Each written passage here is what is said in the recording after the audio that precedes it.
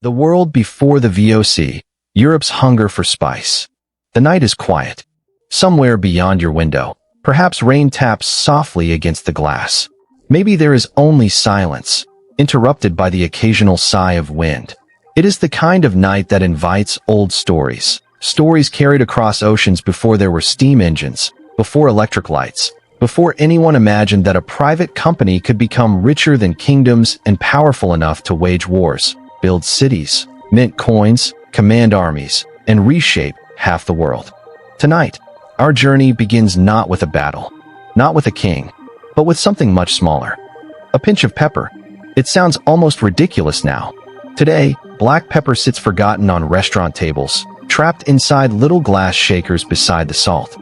Cinnamon arrives in paper packets. Nutmeg disappears into holiday desserts. Cloves perfume tea before quietly returning to the cupboard. They are ordinary, cheap, almost invisible. Yet 500 years ago, these tiny dried plants inspired murder, exploration, unimaginable wealth, and some of the darkest chapters in global history. Entire fleets crossed oceans searching for them. Thousands died trying to obtain them. Empires rose because of them. Empires fell because of them.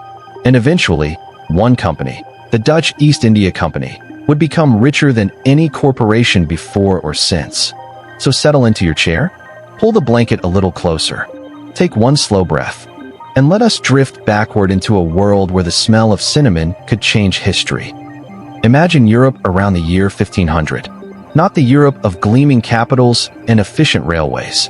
Instead, imagine muddy streets slick with rain, wooden houses leaning against one another as though exhausted, church bells echoing through cold morning mist, smoke drifting from fireplaces. The smell? Not exactly pleasant. Animals wandered freely through towns. Waste often found its way into the streets. Winters were long, damp, and unforgiving. Food was rarely exciting. For most ordinary people, dinner meant coarse bread, onions, cabbage, salted fish, or tough meat preserved for survival rather than enjoyment. Fresh meat spoiled quickly. There were no refrigerators, no freezers, no supermarkets glowing beneath fluorescent lights. If you wanted meat to last through winter, you salted it until it became almost painfully dry. Spices transformed that meal. Pepper disguised unpleasant flavors. Cloves softened harsh smells. Nutmeg added warmth. Cinnamon turned simple bread into luxury. These weren't merely seasonings. They were symbols. Owning spices meant status. Serving heavily spiced dishes at banquets quietly announced to every guest, "I can afford something imported from the far side of the earth."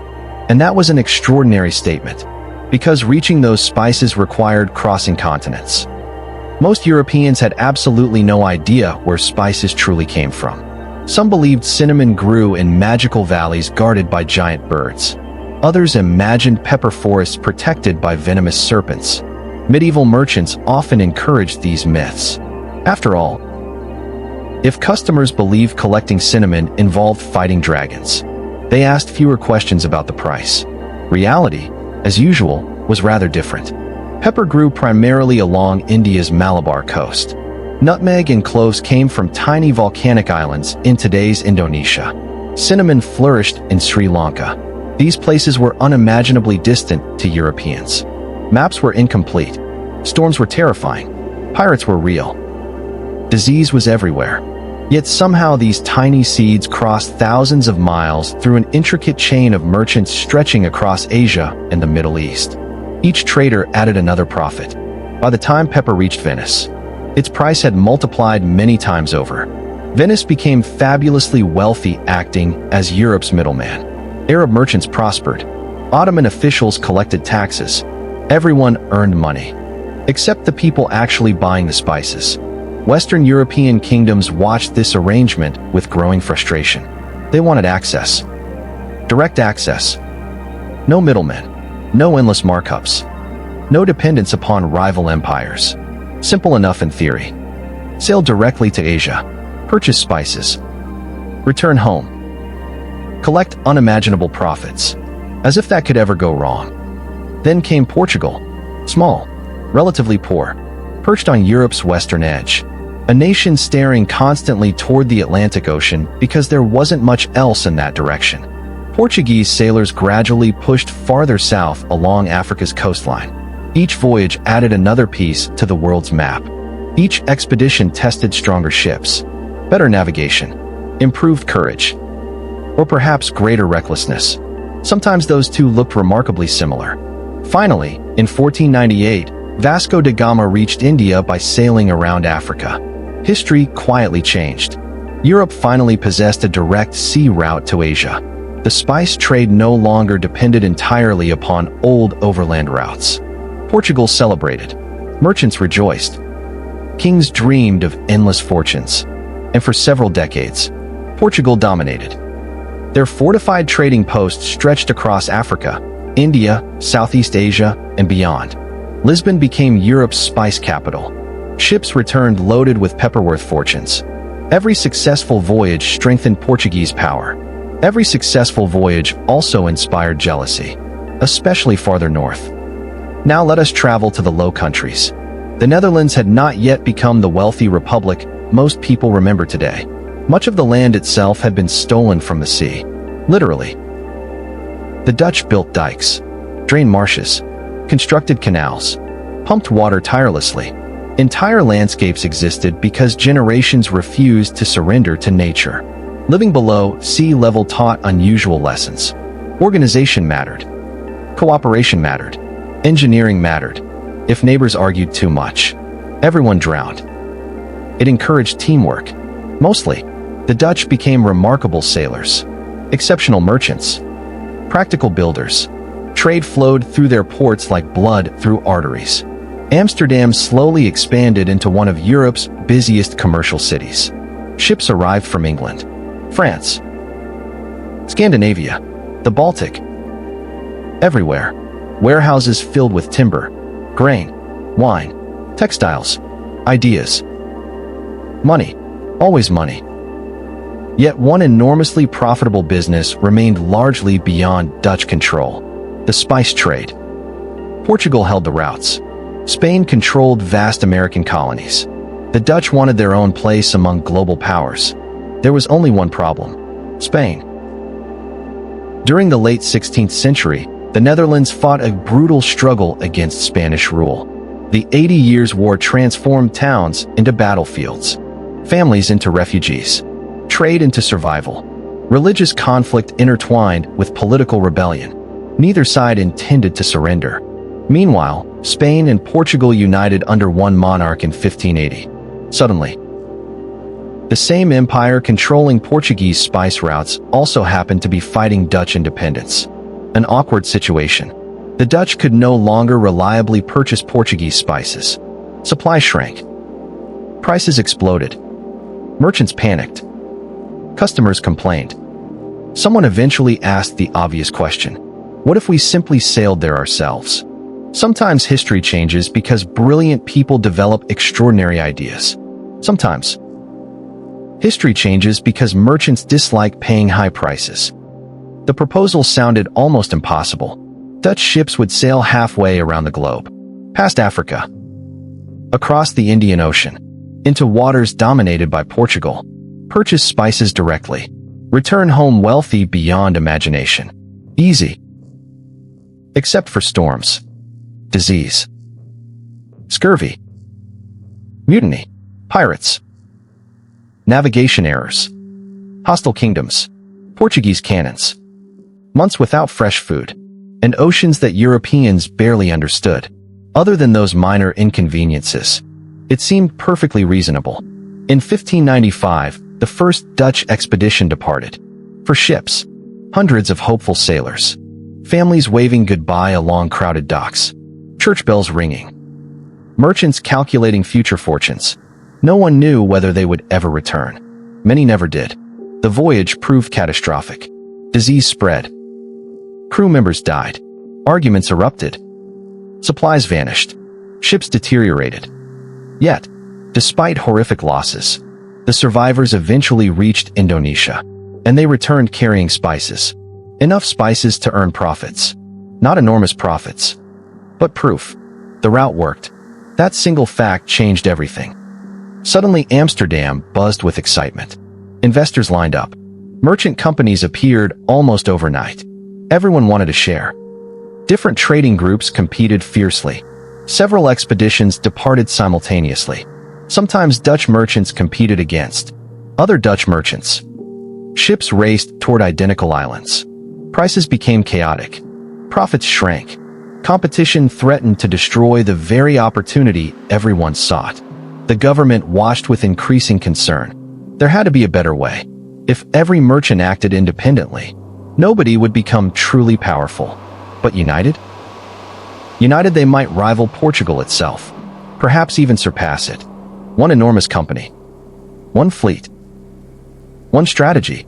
One monopoly. The idea sounded revolutionary. It would soon become something the world had never seen before. As the 16th century drew quietly toward its close, Amsterdam itself seemed almost alive. Canals reflected flickering lanterns. Shipyards echoed with hammer blows before sunrise. Sawdust drifted through salty air.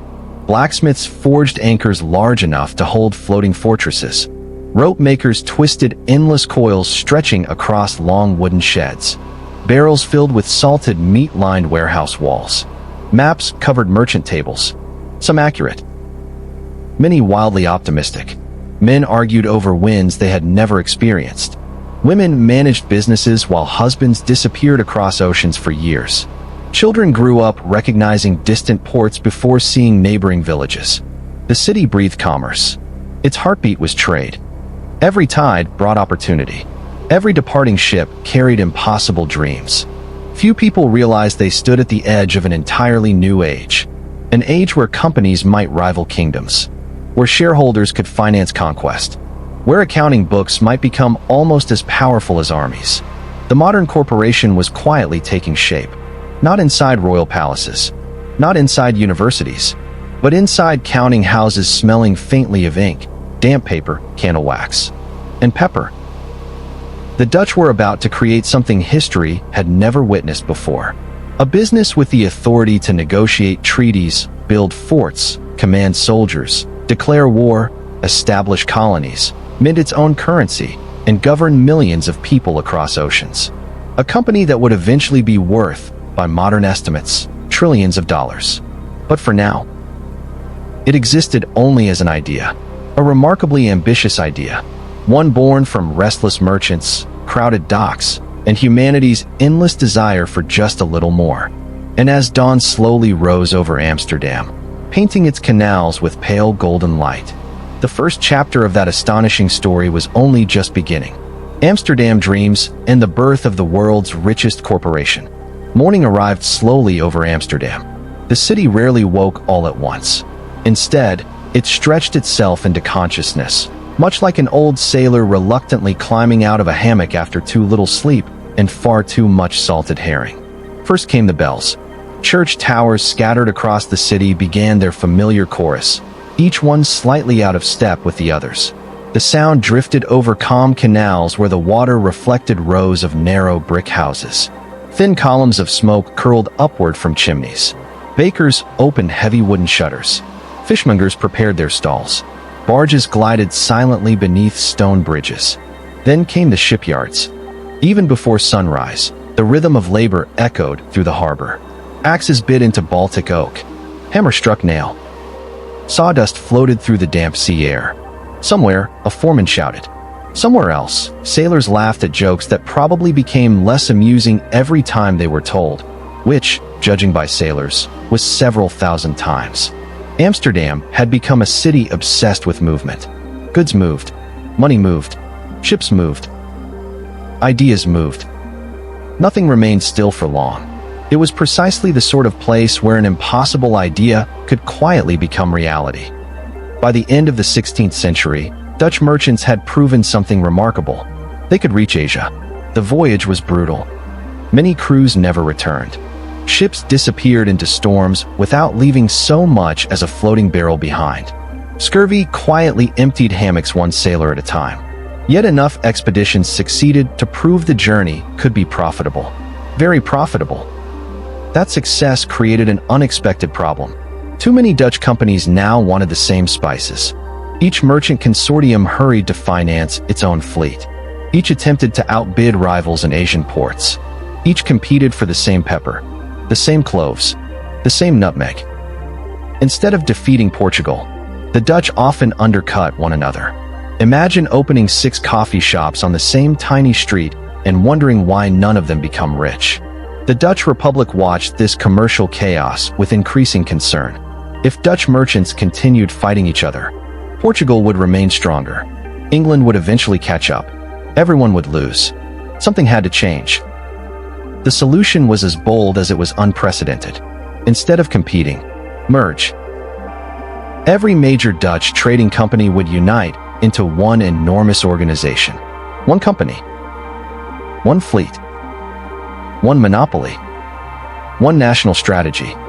In 1602, after months of negotiation, argument, political pressure, and probably several merchants dramatically insisting that their own ideas were obviously the best, the States General of the Dutch Republic approved the creation of the Verenigde Oost-Indische Company, the VOC, in English. The Dutch East India Company. The name itself sounded almost ordinary. It was anything but. History had never seen a business quite like this.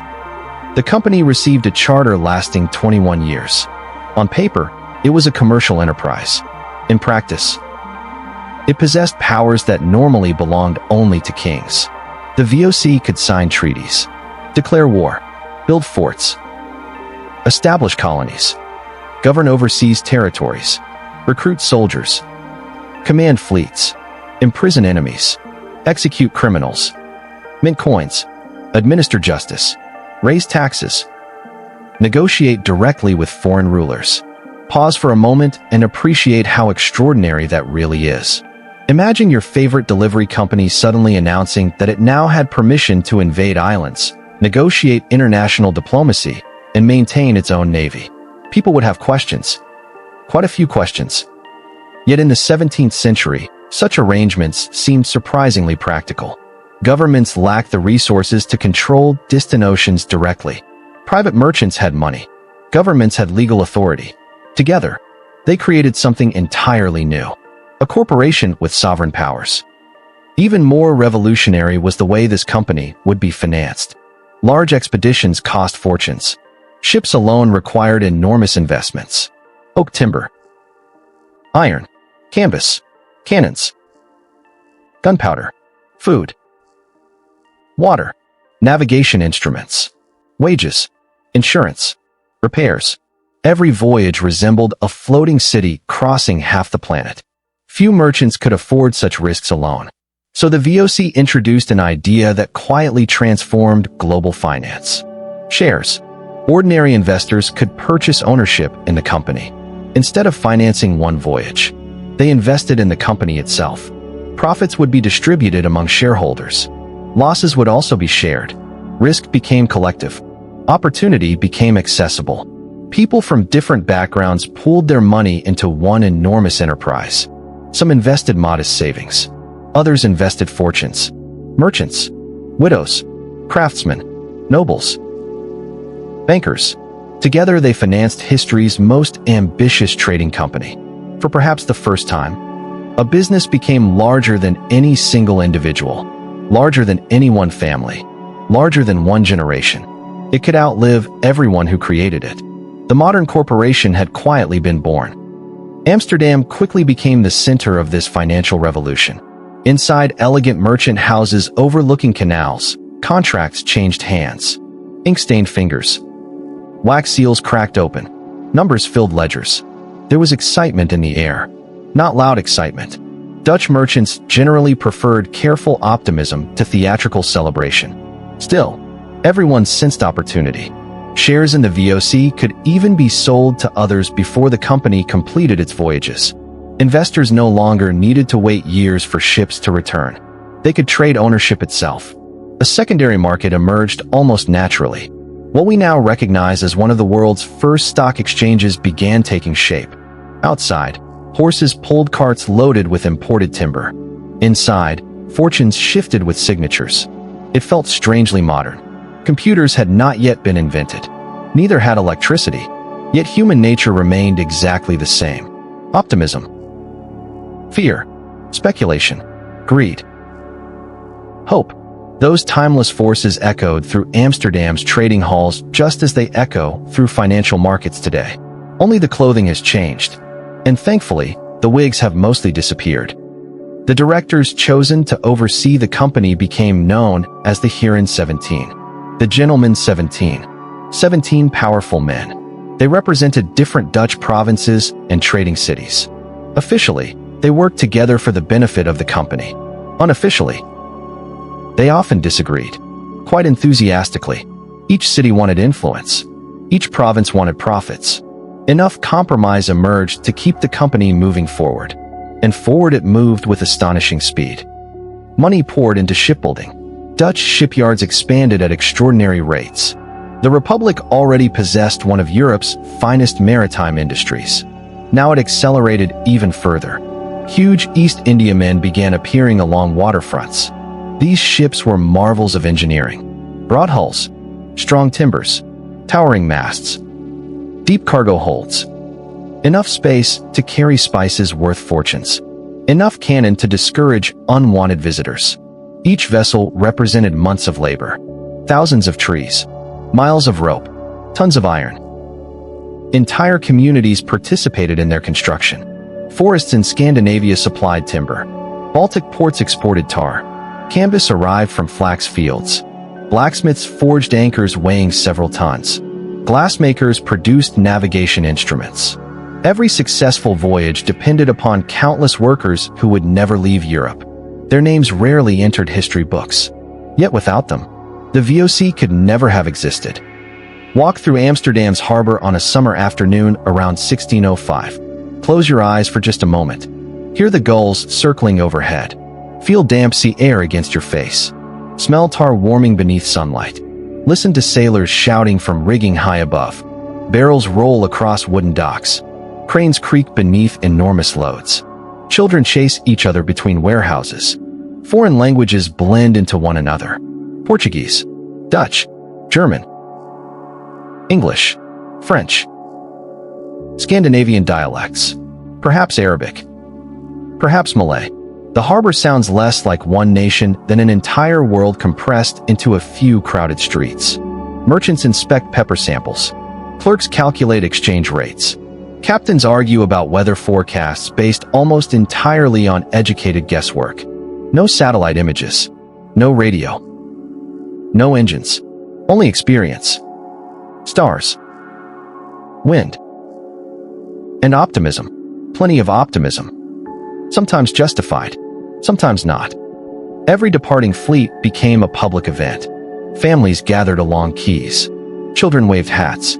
Church ministers offered blessings. Wives tried to memorize faces they might not see again for 3 years. Some husbands silently wondered whether they would survive the first month. Crew members loaded the final barrels. Fresh water, salted beef, hard biscuits, cheese, beer, wine, gunpowder, extra sails, replacement rope, medical supplies that would horrify modern doctors. Somewhere, a sailor tucked a letter into his jacket. Somewhere else, another quietly kissed a small wooden cross. Some laughed loudly to hide fear. Others stared toward the horizon. No one truly knew what waited beyond it. Every departure carried possibility. Success remained uncertain. Portugal still controlled many strategic ports. Spanish power remained formidable. English merchants had also begun organizing their own East India Company just 2 years earlier, in 1600. Competition was intensifying. The oceans were becoming crowded. Not by modern standards, of course. You could still sail for weeks without seeing another ship. Back in Amsterdam, investors watched eagerly. Months became years. Ships disappeared over the horizon. No news arrived. There were no telegrams. No newspapers reporting fleet positions. No messages carried by radio. Silence. Just endless silence. Families waited. Merchants waited. Shareholders waited. Sometimes rumors arrived aboard passing vessels. They reached Java. Human beings have always possessed remarkable creativity when information is scarce. Finally, one morning, sails appeared on the horizon. Dockworkers prepared unloading cranes. Nutmeg. The scent of unimaginable wealth. The cargo holds overflowed. Investors smiled. Directors celebrated quietly, because Dutch merchants generally preferred counting profits to shouting about them. The experiment was working. The Dutch East India Company was no longer merely an ambitious idea. It had become a living, breathing commercial empire. Still young. Still vulnerable. Still learning. But already unlike anything the world had ever seen. And far beyond the horizon, thousands of miles away in the warm waters of Southeast Asia, local rulers, traders, and ordinary villagers had only begun to notice these determined newcomers from a rainy corner of northern Europe. Soon, those distant islands would become the true stage upon which the VOC would build its fortune. And history would never be quite the same again. The world's first corporate empire. The Dutch Republic was small. Remarkably small, in fact. If you looked at a map of Europe in the early 17th century, your eyes might easily drift past it without much notice. France stretched proudly across the continent. Spain ruled an empire upon which, people like to say, the sun never set. The Holy Roman Empire sprawled across Central Europe in a patchwork of duchies and bishoprics. England was beginning to look outward toward the Atlantic. And there, tucked beside the cold waters of the North Sea, sat the Dutch Republic. Now it intended to dominate. The Dutch would build systems, not merely trading posts. An empire of commerce. Warehouses instead of palaces. Although, given enough time, they eventually built those too. Across the Indian Ocean, Asia was already home to thriving civilizations. This is worth remembering.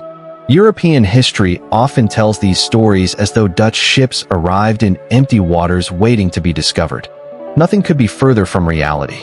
Long before a single Dutch sail appeared on the horizon, merchants from Arabia, India, China, Persia, Japan, Java, and countless other kingdoms had crossed these seas for centuries. Tea, rice, ivory, precious woods, jewels, perfumes, and of course, the Dutch were entering an ancient trading world. They were newcomers, not pioneers. The difference mattered. Imagine arriving at the harbor of Bantam on the island of Java around the year 1605. The air feels different almost immediately. Warm, heavy, thick with humidity. After months at sea, even breathing feels unfamiliar. The harbor is alive. Malay trading ships with graceful sails. Arab dhows. Indian merchant vessels. Fishing boats weaving effortlessly between giants. Chinese dialects. And now, Dutch. The smell is overwhelming. Fresh fruit. Sea salt. Smoke. Coconut oil. Fish drying beneath the sun. Very real. And everyone already knew how valuable those spices were. The VOC quickly learned that trade in Asia required diplomacy. At least. At first. Weapons. Glassware. Clocks. Objects considered exotic in distant courts. In return, they requested permission to trade. Some rulers welcomed them. Additional merchants meant increased competition. Competition often produced higher prices. Others remained cautious. They had already dealt with Portuguese traders for decades. Now another group of Europeans had arrived insisting they were different, more honest, more reliable, less aggressive. History would eventually test those claims rather thoroughly. The directors back in Amsterdam viewed everything through numbers. Every ship represented investment. Every warehouse represented future profit. Every delay reduced dividends. Letters crossed oceans carrying remarkably practical instructions. Purchase pepper. Expand warehouses. Reduce unnecessary expenses. Negotiate better prices. Avoid expensive wars whenever possible. That final instruction proved especially optimistic, because commercial monopolies and peaceful coexistence rarely enjoy long friendships. The Dutch soon realized something frustrating. Spices grew only in particular places. Cloves came almost exclusively from the Maluku Islands. Nutmeg flourished mainly in the Banda Islands. Nature had concentrated immense wealth into surprisingly tiny corners of the world. Whoever controlled those islands controlled global supply. And whoever controlled global supply controlled prices. This simple economic truth slowly transformed commercial competition into military strategy. The VOC no longer wanted access to spices. It wanted exclusivity. Monopoly. One word. Infinite consequences. At first, monopoly sounded almost reasonable. From Amsterdam, they appeared beautifully efficient. If only one company purchased cloves, prices remained stable. Investors earned consistent profits. Markets avoided chaos. Everyone benefited. Well, not everyone. Farmers forced to sell at fixed prices might disagree. Independent merchants might object. Competing kingdoms certainly protested. Monopolies tend to work wonderfully for the people who own them, less wonderfully for everyone else. To enforce these ambitions, the VOC expanded rapidly. New forts appeared along strategic coastlines. Warehouses grew larger. Harbors deepened. Cannons overlooked narrow channels where merchant ships passed. Officially, these fortifications protected trade. Unofficially, they also reminded competitors that Dutch commercial negotiations increasingly came with artillery. Commerce and warfare began walking hand in hand, one carrying contracts, the other carrying muskets. The company recruited thousands of employees. Some became merchants, others accountants, sailors, carpenters, doctors, clerks, interpreters, soldiers, governors, priests, surveyors. The VOC gradually evolved into something resembling an entire floating civilization. Some married locally. Some built entirely new lives across Asia. The ledgers grew thicker every year. Behind every neat column of numbers stood human lives. Some fortunate, many not. Life for an ordinary VOC employee could be strangely contradictory. One day, he might negotiate politely with local merchants over silk or pepper. The next day, he might help repair a fortress wall while watching for enemy ships. Commerce never felt entirely separate from conflict. Even peaceful days carried tension. Storm clouds gathered quickly in tropical skies. Political alliances shifted unexpectedly. Disease lurked invisibly. The sea itself remained unpredictable. Every voyage carried uncertainty. Every port concealed new opportunities and new dangers. Meanwhile, Amsterdam continued transforming into Europe's commercial heart. The wealth returning from Asia astonished contemporaries. Warehouses overflowed. Auction houses bustled with buyers. The city smelled increasingly of imported spices. Pepper no longer arrived by mule caravan across deserts. It arrived by entire shiploads. Fortunes accumulated quietly. Merchant families built elegant canal houses with enormous windows. Artists received commissions. Universities expanded. Scientific instruments improved. Mapmakers redrew the world with increasing confidence. Commerce financed culture. Trade funded curiosity. The Dutch Golden Age had begun. Visitors from other countries walked Amsterdam's streets with genuine amazement. Everything seemed organized, efficient, prosperous. Ships departed almost daily. Banks extended credit. Insurance companies flourished. Printing presses produced books at remarkable speed. Knowledge itself became another commodity crossing oceans. Money encouraged innovation. Innovation generated more money. It became a remarkably productive cycle, at least for those standing near its center. Yet beneath this prosperity lay uncomfortable realities. The farther the company expanded, the harder it became to distinguish merchant from ruler. A trader seeks permission. A ruler gives orders. The VOC increasingly preferred giving orders. It established laws, collected taxes, punished crimes, settled disputes, controlled ports, governed populations, without ever calling itself a nation. It remained, officially, just a company, an extraordinarily armed company, a remarkably wealthy company, but still, a company. It was perhaps one of history's greatest legal fictions, one that happened to possess cannons. Far from Amsterdam, aboard ships crossing the Cape of Good Hope, sailors rarely thought about corporate theory. They thought about survival. Biscuits became home to determined little insects. Storms arrived without invitation. The sea could be calm for days before suddenly lifting entire ships like toys. Masts snapped. Rigging screamed in the wind. Men climbed into darkness hundreds of feet above crashing waves to secure torn sails. A single mistake could send them tumbling into the black water below. No rescue. No second chances. And yet the world was changing because of those seeds. By the end of its first decade, the VOC had become more than Europe's most ambitious trading company.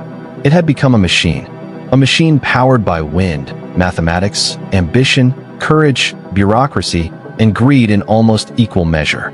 Its fleets crossed oceans with increasing confidence. Its officials negotiated like diplomats. Its soldiers fought like armies.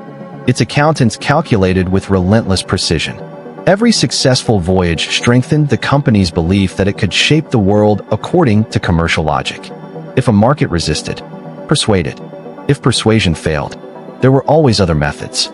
Those methods would soon be tested in places where local rulers had no intention of surrendering control over their lands or their spice trees.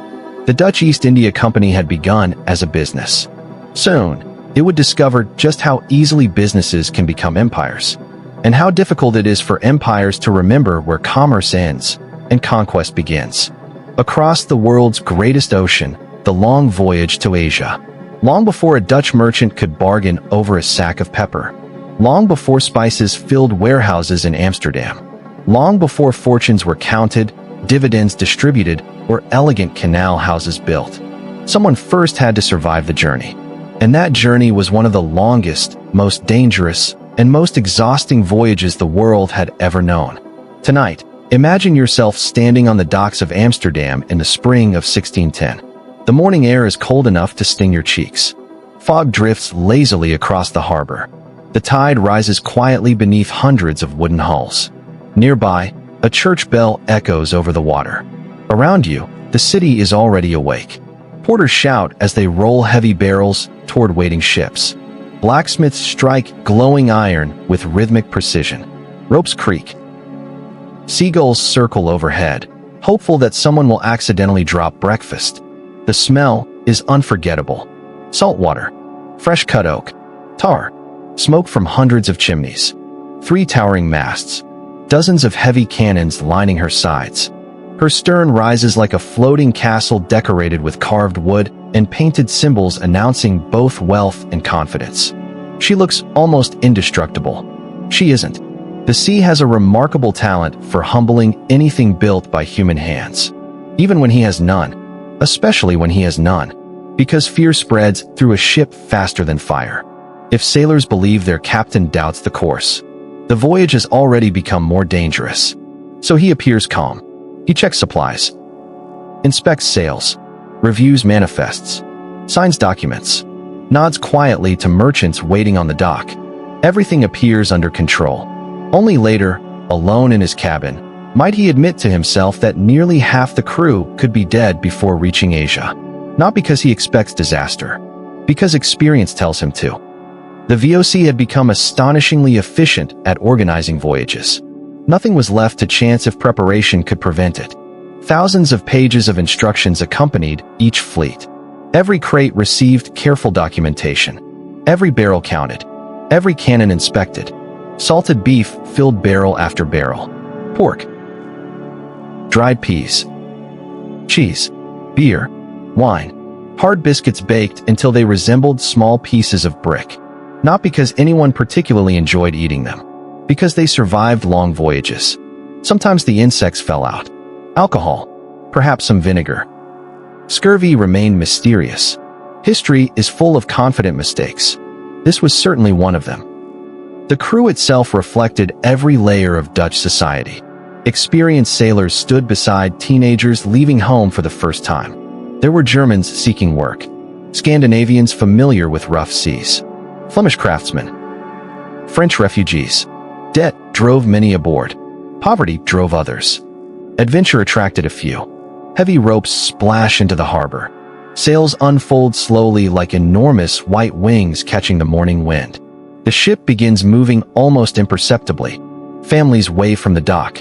Children run alongside until the shoreline disappears behind warehouses.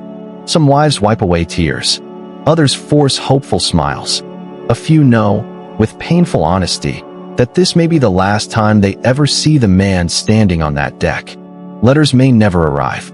News may never return. Death at sea often came quietly, without witnesses, without graves, without final words, only absence. The first weeks are almost pleasant. The North Sea is familiar. Ports remain relatively close. Fresh food still survives. Morale remains high. The sailors laugh, argue. Every watch changes with practiced rhythm. The vessel becomes a tiny floating village. Crowded, noisy, uncomfortable. Space aboard an East Indiaman is surprisingly limited. Hundreds of men live together inside a wooden structure constantly moving beneath their feet. Privacy scarcely exists.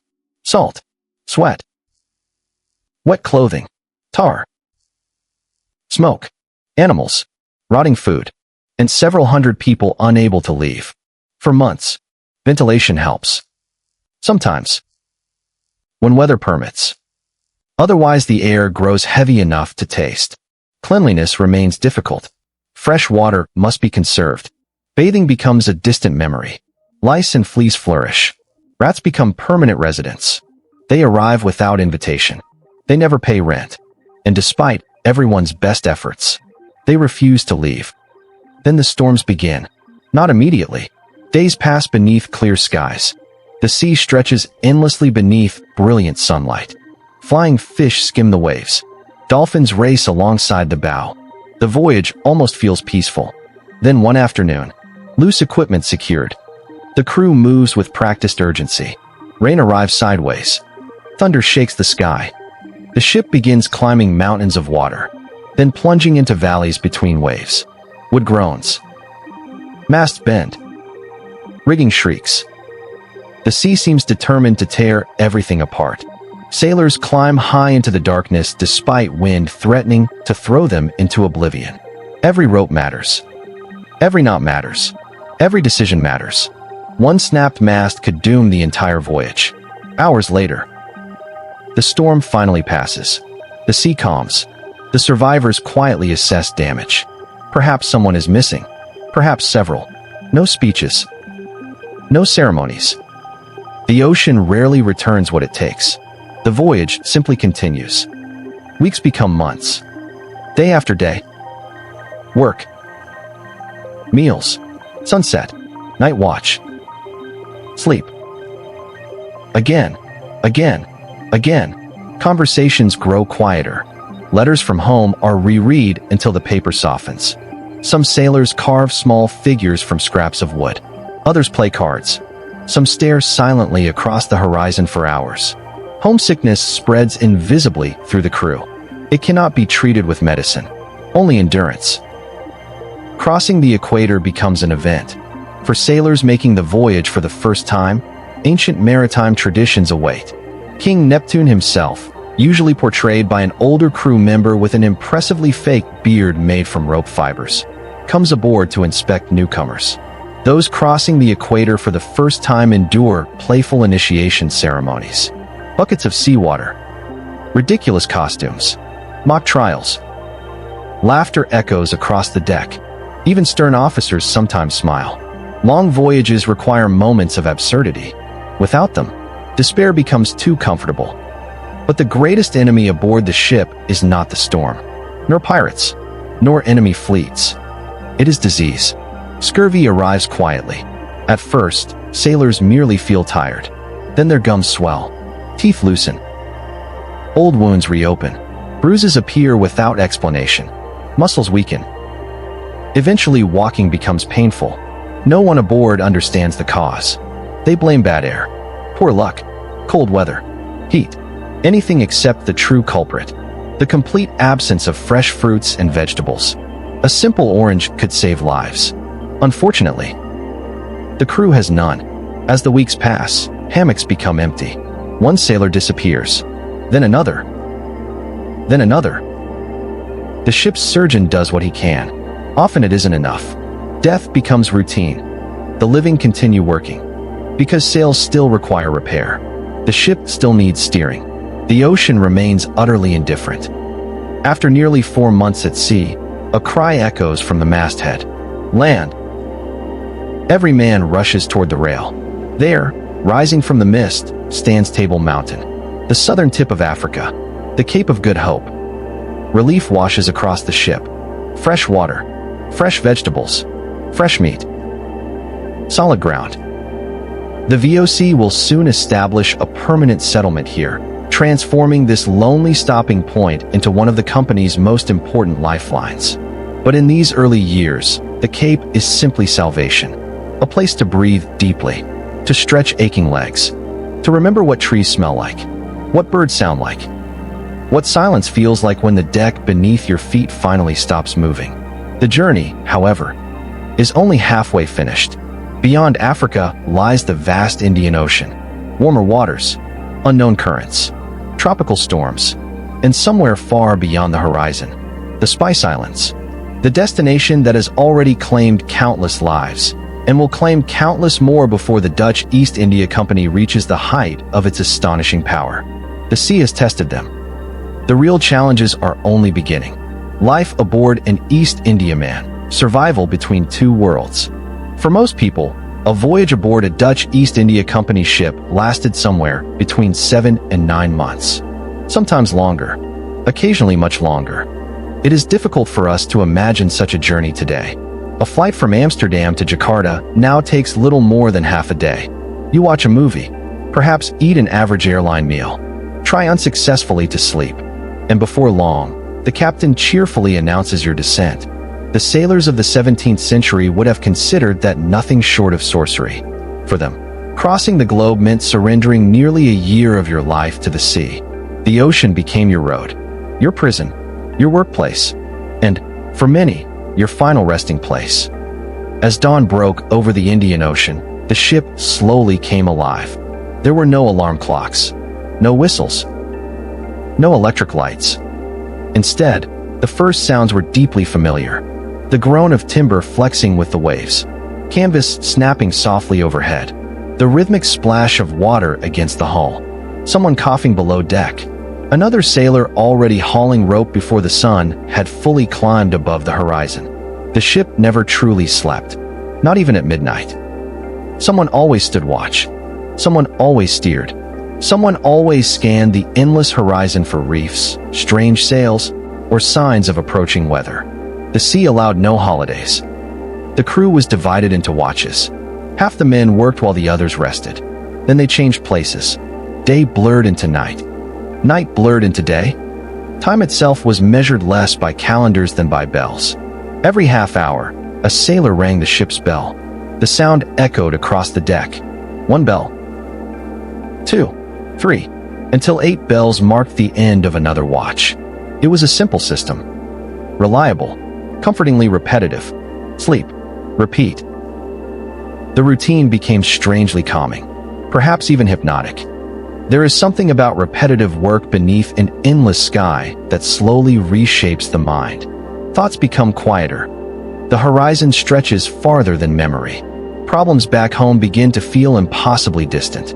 Only the next sail adjustment matters. Only today's weather. Only tomorrow's wind. Breakfast was hardly memorable. Usually hard ship's biscuit. Perhaps some cheese if supplies allowed. Sometimes dried fish. Beer was surprisingly common. Not because sailors wished to drink constantly. Fresh water spoiled. Beer lasted longer. The famous ship's biscuit deserves a moment of appreciation, or perhaps sympathy. It was baked until nearly every trace of moisture disappeared. This made it almost impossible to spoil. It also made it almost impossible to chew. Sailors often soaked the biscuit in soup, beer, or water before attempting to eat it. Otherwise, it possessed all the softness of a roof tile. There was another complication. Tiny insects. Weevils adored ship's biscuit.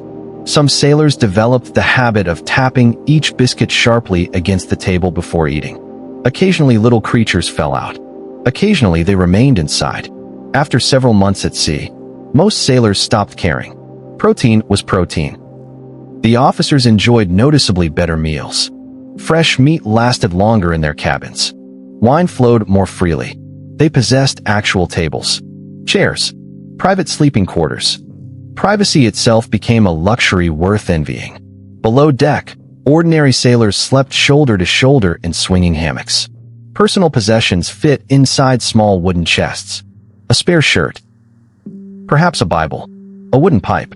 A family letter carefully folded inside waxed cloth. Maybe a tiny carved keepsake from home. That was enough. There simply wasn't room for more. The captain's cabin occupied the stern of the ship.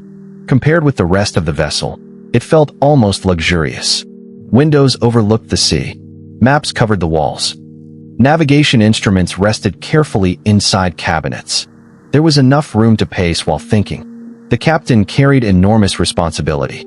The cargo might be worth millions in modern terms. Hundreds of lives depended upon his judgment. One navigational mistake near an unseen reef. One poorly timed decision during a storm. One miscalculation of freshwater supplies could destroy everything. No wonder many captains developed stern personalities. The ocean rewarded confidence. It punished hesitation. Navigation itself remained part science, part experience, and part faith. Without GPS, satellites, or radio signals, finding one's way across the Indian Ocean required remarkable skill. The sun revealed latitude. Stars offered guidance after sunset. Hourglasses measured time. Magnetic compasses indicated direction. Dead reckoning estimated distance traveled based on speed and heading. It was surprisingly effective, until it wasn't. Clouds hid the stars. Storms interrupted observations. Ocean currents quietly carried ships off course. Sometimes entire fleets disappeared simply because they believed they were somewhere they weren't. Maps improved every decade. Yet enormous stretches of ocean remained wonderfully indifferent to European confidence. One of the most respected men aboard was not the captain. It was often the pilot. Usually an older sailor with decades of experience. He knew seasonal winds, hidden currents, dangerous reefs, safe anchorages. His knowledge came not from books alone, but from memory. Thousands of miles committed to instinct. When younger sailors asked how he knew a storm approached, he might shrug. The sea smells different. Strange as that sounds, he was often correct. Experience sometimes notices details before reason understands them. Entertainment aboard ship required imagination. There were no newspapers from home, no music halls, no libraries overflowing with books. Sailors sang, played dice, shared stories. Many stories grew more elaborate with each retelling. Sea monsters naturally became larger. Storms became taller. Enemies became more numerous. The storyteller himself became considerably more heroic. Because of course he did. Human memory has always enjoyed improving reality, especially after enough beer. Some evenings, when the wind settled and the sea became astonishingly calm, sailors gathered quietly along the rail. The stars above the Indian Ocean appeared almost impossibly bright. Without city lights, the Milky Way stretched across the heavens like spilled silver. Constellations familiar from Europe slowly gave way to unfamiliar southern skies. Many sailors had never imagined so many stars existed. Some whispered prayers. Others simply watched in silence.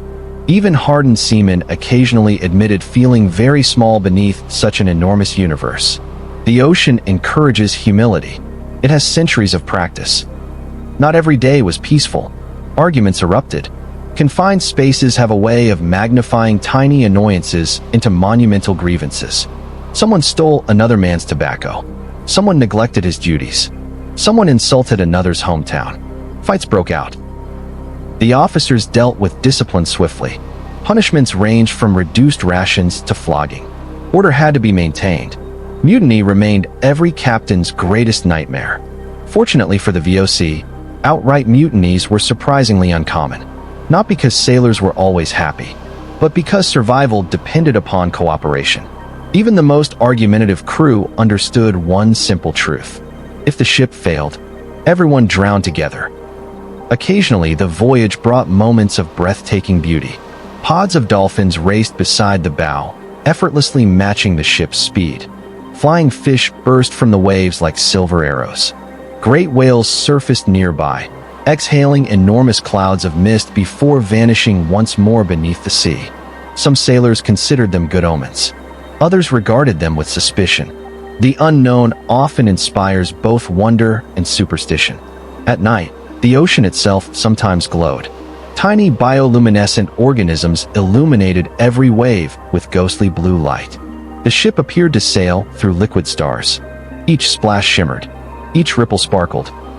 Many sailors had no explanation for the phenomenon. Some believed the sea itself had become enchanted. Others wisely decided not to ask too many questions. Certain mysteries were easier to admire than understand. Yet beauty never lasted forever. Weeks after leaving the Cape of Good Hope, the tropical heat intensified. The air grew heavy. Clothing clung constantly to the skin. Below deck became almost unbearable. Fresh water had to be rationed carefully. The smell of humanity, already impressive, reached entirely new levels. Food spoiled faster. Wood swelled. Mold appeared in damp corners. Mosquitoes arrived whenever the ship anchored near land. With them came fever, malaria, dysentery. Illness spread quickly aboard crowded ships. The surgeon worked tirelessly. Sometimes he succeeded. Often he merely documented another death in the company ledger. A name, a date, a brief description. Then the body, wrapped in canvas, slipped quietly into the sea. No gravestone, only the endless ocean remembering. And still they sailed onward, because beyond every hardship lay unimaginable rewards. The crew spoke constantly of Batavia, the great Dutch headquarters in Asia. Fresh fruit, fresh bread, markets overflowing with strange foods, real beds, solid ground, letters from Europe, perhaps even wages waiting to be collected. For many sailors, Batavia became almost mythical, a place where suffering finally ended. Reality, as they would soon discover, was considerably more complicated. Batavia was indeed magnificent. It was also one of the deadliest cities in the Dutch Empire. But from the deck of a weary East Indiaman, still hundreds of miles away, it existed only as hope shimmering somewhere beyond the horizon. As the trade winds filled the sails once again, carrying the ship steadily toward the islands of Southeast Asia, few aboard realized they were approaching the beating heart of the Dutch East India Company's growing empire. A city built for commerce. A city ruled by merchants. A city that would become one of the richest and most dangerous places on earth. Batavia, the capital of a commercial empire. Just before sunrise, after months of staring at nothing but sea and sky, someone high in the rigging notices a faint dark line on the horizon. At first, it could be mistaken for another cloud. The sailor squints, looks again, then cups his hands around his mouth. Land. The word travels through the ship almost instantly. Men emerge from below deck, some still rubbing sleep from their eyes. Even the sick struggle to stand. After nearly 8 months at sea, the sight of land feels almost unbelievable. The smell reaches them first. Not salt water, not tar, not damp timber. Instead, wet earth, flowers, smoke drifting from cooking fires, dense tropical forests warming beneath the rising sun. The air itself feels alive. The East Indiaman continues steadily forward, sails billowing in the morning breeze, until the coastline slowly reveals itself. Palm trees sway gently. Fishing boats dance across calm water. Beyond them lies a city unlike anything most Europeans aboard have ever seen. This is Batavia, the beating heart of the Dutch East India Company, the headquarters of an empire that officially insists it is merely a business. Batavia stood on the northern coast of Java, where today the sprawling city of Jakarta stretches across the same shoreline. When the Dutch first arrived, this area had been home to the bustling port of Jakarta. It occupied one of the most strategically valuable positions in Southeast Asia. Ships traveling between the Indian Ocean and the South China Sea naturally passed nearby. Trade flowed constantly through these waters. Chinese merchants arrived carrying silk and porcelain. Indian traders unloaded cotton textiles. Arab vessels brought horses, perfumes, and silver. Local Javanese kingdoms exchanged rice, timber, sugar, and countless other goods. Commerce had flourished here for centuries before a single Dutch merchant appeared. The VOC recognized the location immediately. Whoever controlled this harbor could influence trade across much of Asia. That was too valuable an opportunity to ignore. The man most responsible for transforming this quiet port into the center of Dutch power was Jan Pieter Cohen. If the VOC had a single architect during its early expansion, it was Cohen. He was intelligent, disciplined, exceptionally ambitious. He believed completely in the future of the company. He also believed that almost any action could be justified if it strengthened Dutch commercial power. That combination would make him one of the most influential and controversial figures in the company's history. To admirers, he was a visionary. To his enemies, he was ruthless beyond measure. History rarely produces simple heroes. It prefers complicated human beings. Cohen was certainly one of those. In 1619, Dutch forces captured Jayakarta after a fierce struggle involving local rulers and the English East India Company. The old town was largely destroyed. Upon its ruins, Cohen ordered the construction of an entirely new city. He named it Batavia. The name reached back to the ancient Batavia tribe, whom many Dutch people regarded as symbolic ancestors of their nation. The message was clear. This was not merely another trading post. This was intended to become a permanent center of Dutch power in Asia, and they built accordingly. Imagine entering Batavia through its harbor around the year 1625. The first thing you notice is organization. Everything appears carefully planned. Unlike many medieval European cities that had grown gradually over centuries, Batavia was designed. Straight streets, neat canals, stone warehouses, fortified walls, bastions overlooking the harbor, guard towers, government offices, churches, markets, shipyards. Everything reflected Dutch ideas about order, or perhaps Dutch enthusiasm for straight lines. The Netherlands had spent generations reshaping nature with canals and dikes. Naturally, they attempted the same thing in Southeast Asia. If something could be measured, it should probably also be organized. The canals quickly became one of Batavia's defining features. They reminded Dutch settlers of home. Waterways divided neighborhoods. Bridges connected districts. Goods moved efficiently by boat. On paper, it seemed like a brilliant idea. There was only one problem. Java was not Amsterdam. The tropical climate transformed those canals into stagnant pools during certain seasons. Mosquitoes multiplied. Disease flourished. The same engineering that had served the Dutch so well in Northern Europe became unexpectedly dangerous beneath the tropical sun. Nature politely reminded the newcomers that climates are not interchangeable. Unfortunately, the lesson proved deadly. Still, newcomers arriving from Europe often felt astonished. After months aboard cramped ships, Batavia seemed almost luxurious.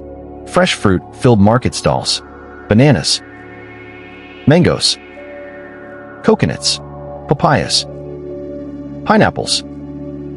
Foods many Europeans had never seen before. The colors alone seemed extraordinary. Bright fabrics from India fluttered beside Chinese silk. Bundles of cinnamon rested beside baskets of cloves. Porcelain gleamed beneath afternoon sunlight. Birds with brilliant feathers perched in nearby trees. The air smelled of spices, flowers, smoke, tropical rain, and countless unfamiliar plants. Everything appeared larger, brighter, warmer, louder. Even the nights felt different. Instead of church bells echoing across cool European streets, Batavia's evenings buzzed with insects, frogs, distant conversations, and waves gently breaking against harbor walls. The city quickly became one of the most multicultural places on Earth. Dutch officials governed. Javanese farmers supplied food. Chinese merchants managed much of the local trade. Malay sailors worked the docks. Japanese mercenaries occasionally served as guards. Indian craftsmen manufactured textiles. Arab traders negotiated commercial agreements. Enslaved people from across Asia and Africa performed much of the hardest labor. Languages blended constantly. A walk through Batavia's markets might expose your ears to half a dozen different tongues within a single hour. Few cities better represented the growing interconnectedness of the early modern world. Everything and everyone seemed connected through trade. The warehouses formed the city's true heart. From the outside, they appeared almost plain. Massive brick buildings with thick walls and narrow windows. Inside, they contained fortunes. Pepper piled in enormous sacks. Nutmeg carefully sorted by quality. Cloves dried before shipment.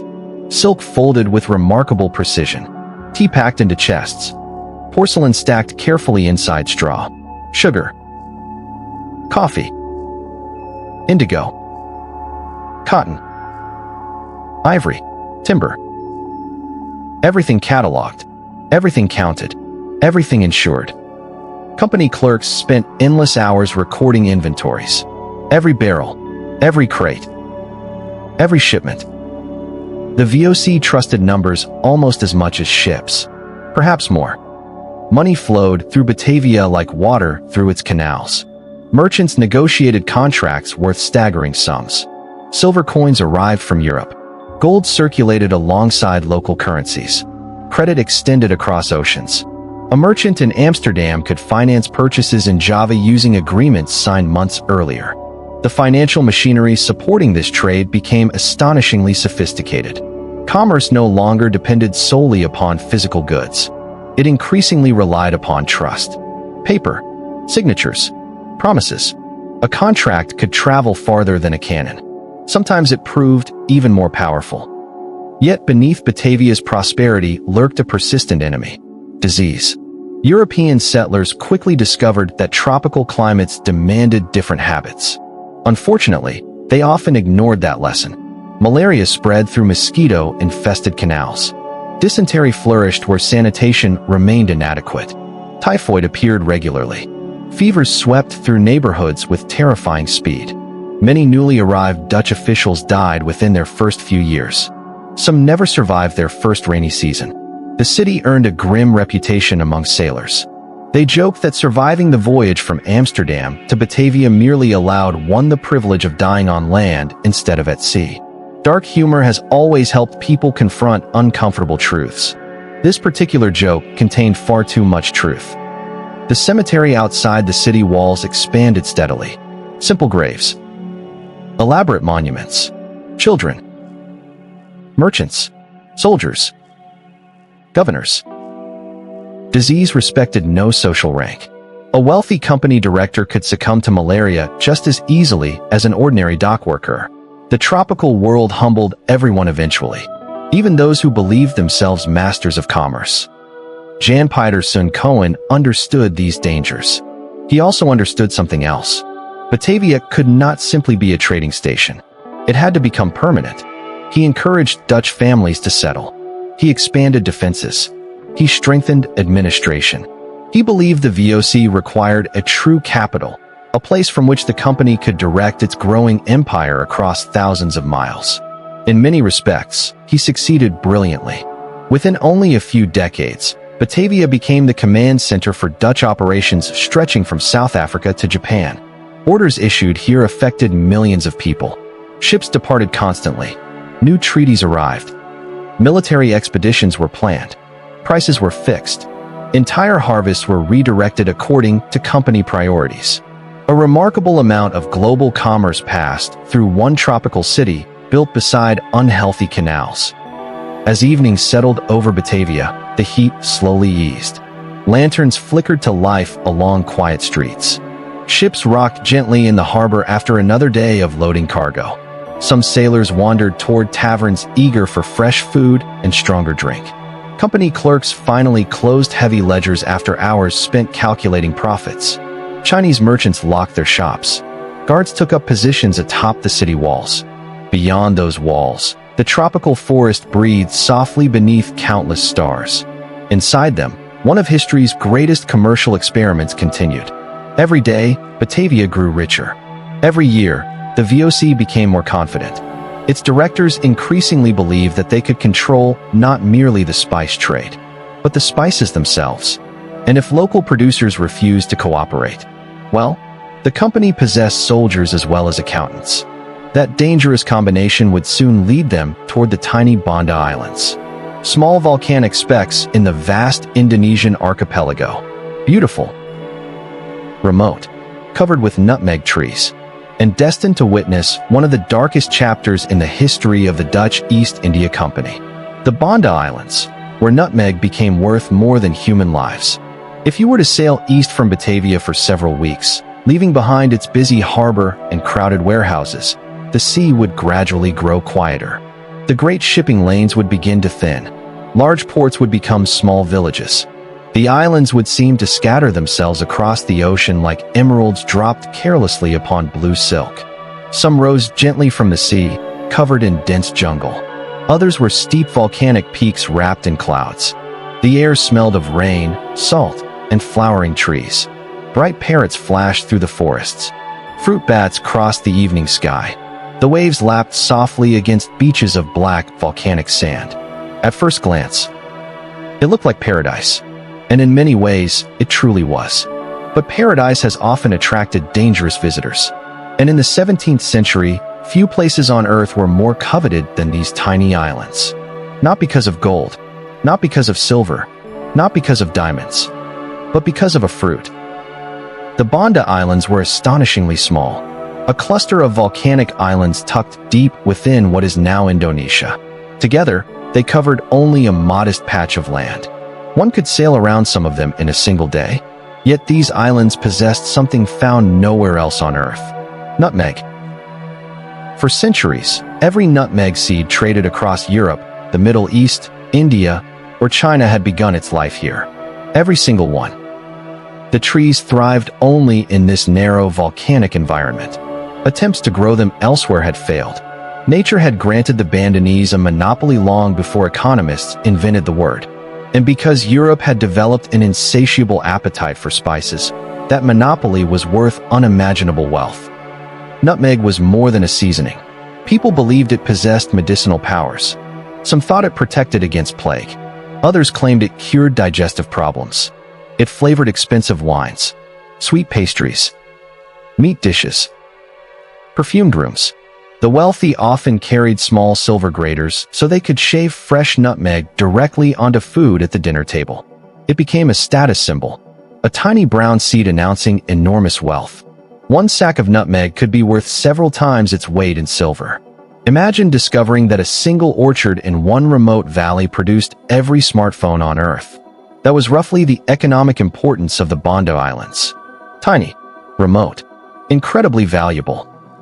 Long before Europeans arrived, the Bandanese had built a prosperous society around this trade. They were skilled sailors, experienced merchants, independent communities governed largely by local leaders known as orang kaya, literally rich men. The title reflected influence rather than royalty. The islands possessed no single king. Instead, power rested among merchant families who negotiated constantly with foreign traders.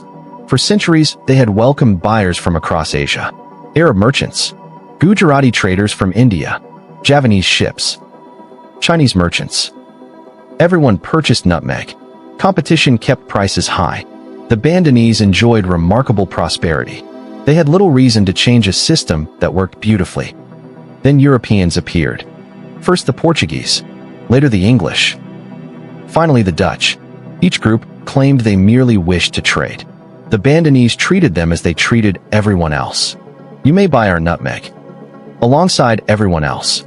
The Dutch found this arrangement deeply frustrating. The VOC did not want competition. It wanted exclusivity. Its directors dreamed of controlling every nutmeg harvested anywhere on Earth. If the company alone purchased the crop, prices could remain permanently high. Shareholders would rejoice. Dividends would soar. The mathematics looked wonderful in Amsterdam. Reality proved more complicated. The Bandanese refused. From the perspective of the islanders, the Dutch proposal seemed absurd. Why should they sell exclusively to one foreign company when several buyers happily competed for their harvest? Competition increased prices. Monopolies reduced them. The answer appeared obvious. They declined. Politely. Repeatedly. They continued trading with English merchants whenever convenient. They sold to Asian traders as they always had. Business continued. The VOC grew increasingly impatient. At first, the company attempted diplomacy. Treaties were negotiated. Promises exchanged. Dutch representatives insisted exclusive contracts would benefit everyone. The Bandanese listened carefully, then continued doing exactly what they had always done. Commerce flowed freely. Ships arrived from many nations.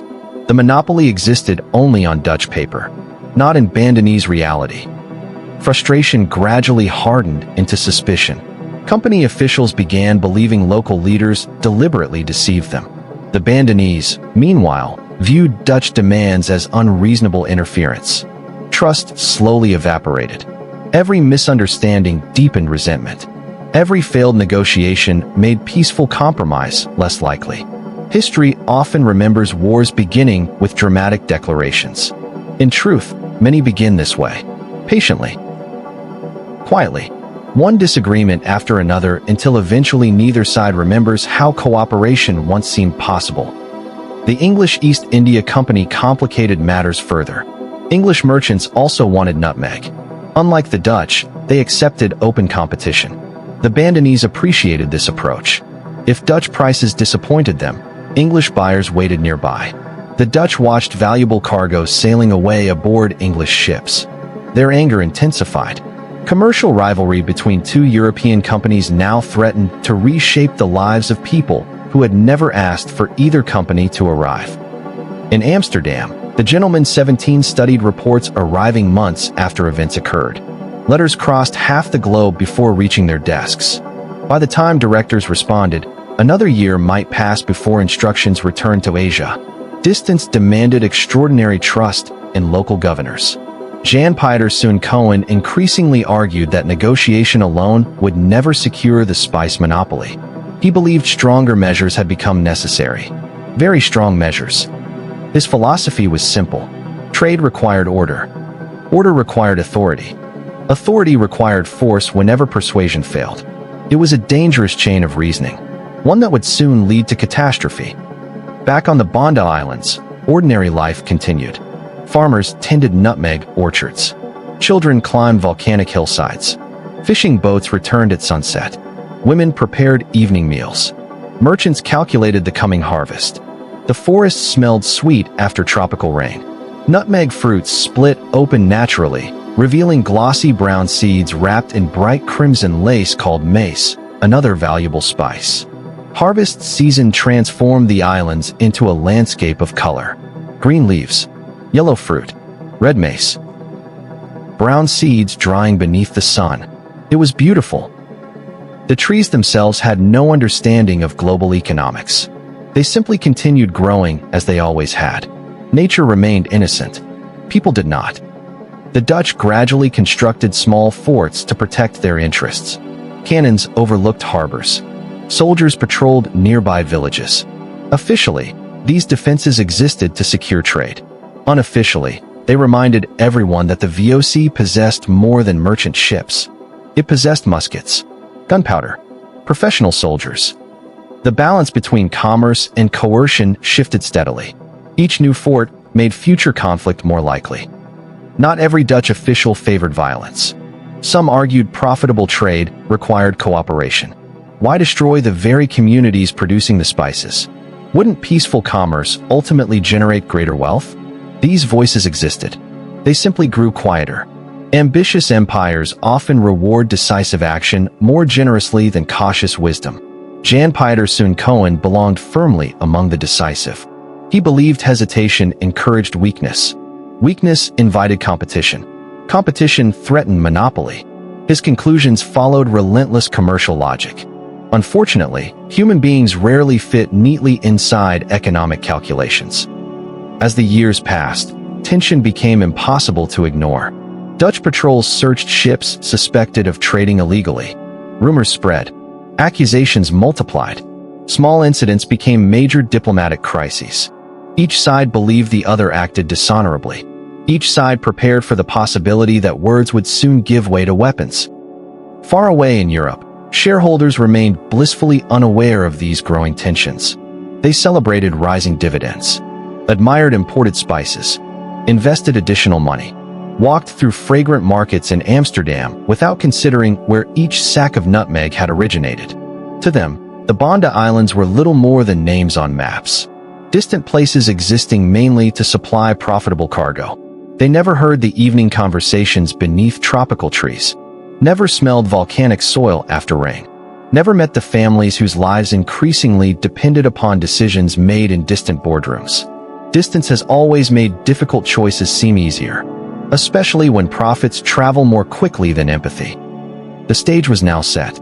a tiny island chain, a handful of merchant communities, one enormously ambitious corporation, a governor convinced that monopoly justified almost any action. The next chapter would not simply determine who controlled the nutmeg trade.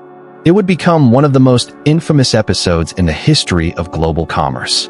A reminder that the pursuit of wealth, when combined with absolute power, can transform a company into something far darker than its founders ever imagined.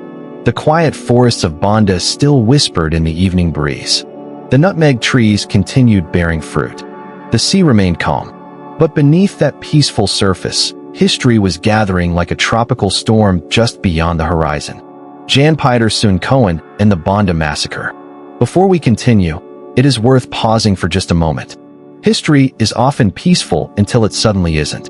For 7 parts of our journey, we have drifted through harbors scented with cinnamon, crossed vast oceans beneath brilliant stars, wandered crowded markets in Batavia, and watched merchants fill enormous ledgers with careful handwriting. It has been, for the most part, the story of commerce, of ships, of trade, of ambition, but sometimes the pursuit of profit crosses an invisible line.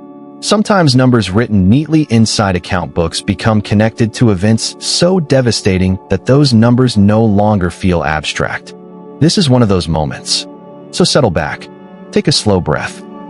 The story remains calm, but the chapter itself grows darker. By 1620, Jan Pieter Soon Cohen had become convinced of something that would change the history of the Banda Islands forever. Negotiation had failed. The Bandanese continued trading with whoever offered the best price. English merchants still purchased nutmeg. Asian traders continued arriving. Every year the monopoly slipped through the company's fingers. To Cohen, this was intolerable. He did not see the islands as independent communities making rational economic decisions. He saw them as obstacles standing between the VOC and complete control of the world's nutmeg supply. And obstacles, in his mind, were meant to be removed. Cohen was not an impulsive man. That is perhaps what makes the story even more unsettling. His decisions were deliberate, calculated. He believed that history favored determination. One of his most famous letters included a chilling sentence that revealed his philosophy. Despair not. Spare not your enemies, for God is with us. It was a worldview where commerce, religion, and military conquest blended into one. Victory justified hardship. Monopoly justified violence. The future prosperity of the Dutch Republic justified almost anything. At least, that was how Cohen saw it. In early 1621, Cohen assembled an expedition unlike anything the Banda Islanders had yet encountered. Approximately 2,000 men. Dutch soldiers. Asian auxiliaries recruited from other parts of the company's growing empire. Imagine standing on one of the volcanic hills overlooking Banda Nera. The morning begins peacefully. Children help gather fruit. Farmers inspect nutmeg trees. Fishing canoes return with the day's first catch. The ocean glitters beneath the rising sun. Then, at first, Cohen still offers terms. Accept exclusive Dutch control. Submit to company authority. Abandon all trade with competitors. The Bandanese hesitate. Some leaders attempt negotiation. Others prepare resistance. Still others simply hope the crisis will somehow pass. Communities disagree about the best course of action. Unity proves difficult under immense pressure. History often remembers nations acting with one voice. Leaders disagree. Fear clouds judgment. The Banda Islands were no exception. Violence begins in scattered confrontations. Small skirmishes. Defensive positions. Heavy firearms. Village after village falls under Dutch control. Some are abandoned before soldiers arrive. The same trees that had quietly produced wealth for centuries now stand witness to extraordinary tragedy. Nature remains silent. The birds continue singing. The sea continues rising and falling with the tide. Only human beings transform paradise into war. Many Bandanese flee into the hills. Others escape by boat to neighboring islands. Some hope allies will arrive. Some hope the English will intervene. Many simply hope to survive another day. Families separate during the chaos. Parents lose children. Children lose parents.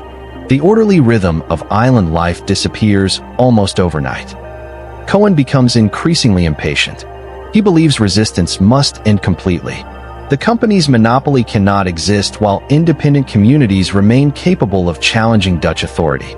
Captured leaders are accused of conspiracy. 44 prominent Bandanese leaders are sentenced to death. On a May morning in 1621, they are publicly executed. The executions are intended to send a message. Contemporary records are incomplete, but the scale of devastation is unmistakable. Before the invasion, the Banda Islands supported an indigenous population estimated at around 15,000 people. Afterward, only a few hundred native Bandanese remain on the islands. It is one of the starkest examples in early modern history of commercial ambition leading directly to the destruction of an entire society. Not because of religion, not because of territorial disputes alone. Within a single year, their world is almost erased. History sometimes changes gradually. Sometimes it changes with shocking speed. The Dutch now face an unexpected problem. Nutmeg trees are counted, production targets established, exports monitored. Everything becomes part of a vast commercial machine. The Banda Islands are transformed from independent trading communities into company plantations. The landscape changes. So does the population. The islands become multinational in an entirely different and deeply coercive way. Back in Amsterdam, the ships continue arriving. Their cargo holds overflow with nutmeg. Prices remain high. Dividends continue. Most investors know little about the human cost behind those fragrant sacks unloaded onto Dutch docks. The ledgers simply show successful harvests. For decades, the Dutch maintain near total control over the global nutmeg trade. The monopoly largely succeeds. Profits soar. The VOC becomes richer than ever. Yet Cohen's methods leave a legacy that historians continue debating for centuries later. Some earlier generations celebrated him as the builder of Dutch power. Modern scholarship increasingly recognizes the immense human cost of that achievement. History has not changed. Nutmeg trees sway gently in the warm breeze. The volcanoes stand silent against the fading sky. From a distance, little seems different. Nature heals remarkably well. Human memory heals much more slowly. Its soldiers guarded forts scattered across thousands of miles of coastline. Its directors in Amsterdam celebrated another successful year. The company had become enormously rich. But riches alone do not create an empire. Connections do. Every port, every treaty, every friendship, every betrayal. Together they formed an invisible web stretching across half the world. The VOC was no longer simply moving cargo. It was moving information, power, ideas, and influence. The company had become a spider sitting patiently at the center of one of history's largest commercial webs. Imagine unfolding one of the VOC's maps inside the governor's office in Batavia. It covers an entire table. Tiny ink lines stretch from Europe around Africa, across the Indian Ocean, into Southeast Asia, China, Japan, India, Persia, and beyond. Each line represents more than a shipping route. It represents trust, or at least enough trust for business to continue. Without local allies, the VOC would collapse. No company, however wealthy, could control all of Asia by force. There were simply too many kingdoms, too many merchants, too many languages, too many armies. Diplomacy remained essential, even after the Banda massacre, perhaps especially after it. The governors of Batavia quickly learned that every kingdom required a different approach. Some valued expensive gifts. Others respected military strength. Some preferred carefully negotiated treaties. Others expected annual tribute. A strategy successful in Java might fail completely in Siam. An agreement accepted in India could be considered insulting in Japan. Company officials therefore became students of local customs. At least the successful ones did. Those who assumed every culture should behave like 17th century Holland usually found themselves returning home considerably poorer, if they returned home at all. Among the VOC's greatest strengths was its willingness to learn, not always out of respect, often out of necessity. Dutch merchants hired translators, studied local laws, copied Asian bookkeeping techniques, learned how monsoon winds affected shipping schedules, adapted ship designs, even adopted certain foods and medicines. Trade rewarded flexibility. Unlike conquering armies, merchants had to persuade people to keep doing business tomorrow. Violence could open a door. Only cooperation kept it open, most of the time. India became one of the company's most important partners. Interestingly, spices were not always the most valuable cargo. Fine cotton textiles from the Indian subcontinent were often worth even more. These beautifully woven fabrics were prized throughout Asia. The VOC purchased enormous quantities in ports such as Surat, Pulicat, and later along the Coromandel coast. The cloth rarely traveled directly to Europe. Instead, it became currency. Dutch merchants exchanged Indian textiles in Indonesia for spices. Those spices then sailed to Amsterdam. Silver from Europe purchased Indian cloth. Indian cloth purchased Indonesian spices. Chinese silk purchased Japanese silver. Japanese silver purchased more goods elsewhere. The entire system resembled an enormous puzzle. Every piece depended upon every other. Remove one. The whole picture shifted. This was perhaps the company's greatest achievement. Not merely sailing long distances. People had done that for centuries. A merchant in Persia unknowingly affected prices in Amsterdam. A civil war in China altered shipping schedules across Southeast Asia. Globalization had begun, but unmistakably. The company's officials became obsessive collectors of information. Every arriving captain filed reports. How many ships had been sighted? Which rulers appeared friendly? Which ports suffered from disease? Where had storms damaged harbors? Had pepper prices risen? Were English merchants becoming more active? Nothing seemed too small to record. Knowledge itself became a commodity, sometimes more valuable than spices. A single accurate map could save months of sailing. One reliable rumor might prevent an expensive disaster. The VOC understood that information was power long before modern intelligence agencies existed. Not all diplomacy occurred inside grand palaces. Some of the most important negotiations happened over shared meals. Imagine a Dutch merchant seated cross-legged inside the home of a Javanese noble. Outside, tropical rain taps softly against the roof. Servants quietly refill cups of tea.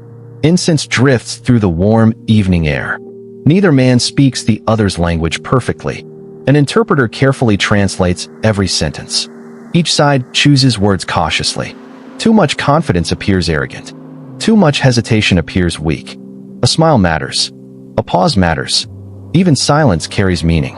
Hours pass before anyone mentions trade. Relationships come first. Contracts follow later. The Dutch gradually learned this lesson, sometimes the hard way. The VOC also discovered that Asia's rulers were anything but passive observers. European histories occasionally create the impression that Asian kingdoms simply reacted to Dutch expansion. Reality was considerably more complex. Kings, sultans, emperors, and local governors possessed ambitions of their own. They played European companies against one another. Dutch against English. Portuguese against Dutch. French against everyone if useful. Why grant exclusive trading rights to one foreign company when competition increased profits? The strategy sounded remarkably familiar, because it was exactly what the Banda Islands had attempted before the Dutch destroyed their independence. Across Asia, rulers understood economics every bit as well as Europeans did.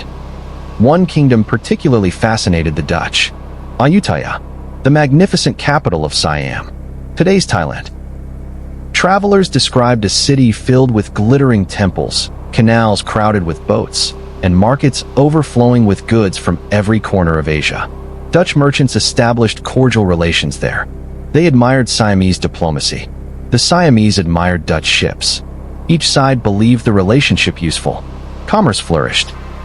Not every encounter ended in conflict. History sometimes forgets this.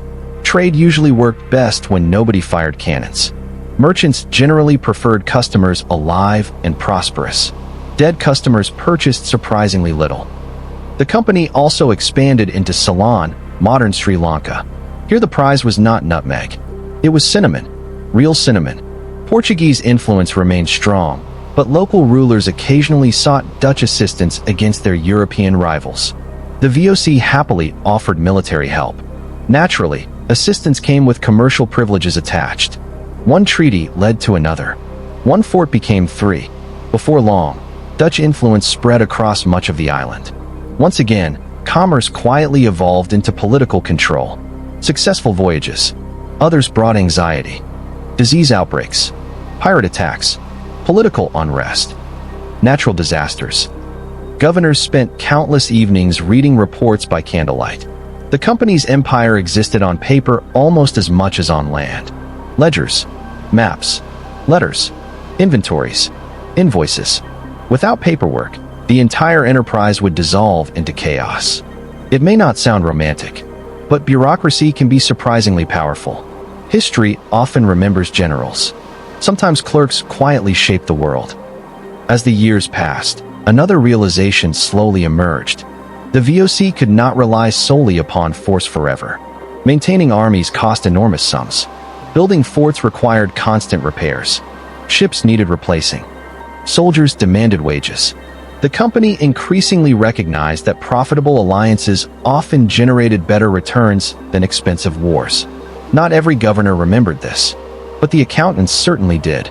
They possessed a simple philosophy. Battles consume money. Trade creates it. Whenever possible, choose trade.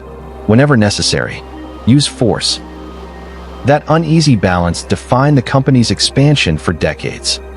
As another humid evening settled over Batavia, lanterns flickered along the canals. From the governor's residence came the scratching sound of quills across paper. Clerks copied treaties destined for Amsterdam.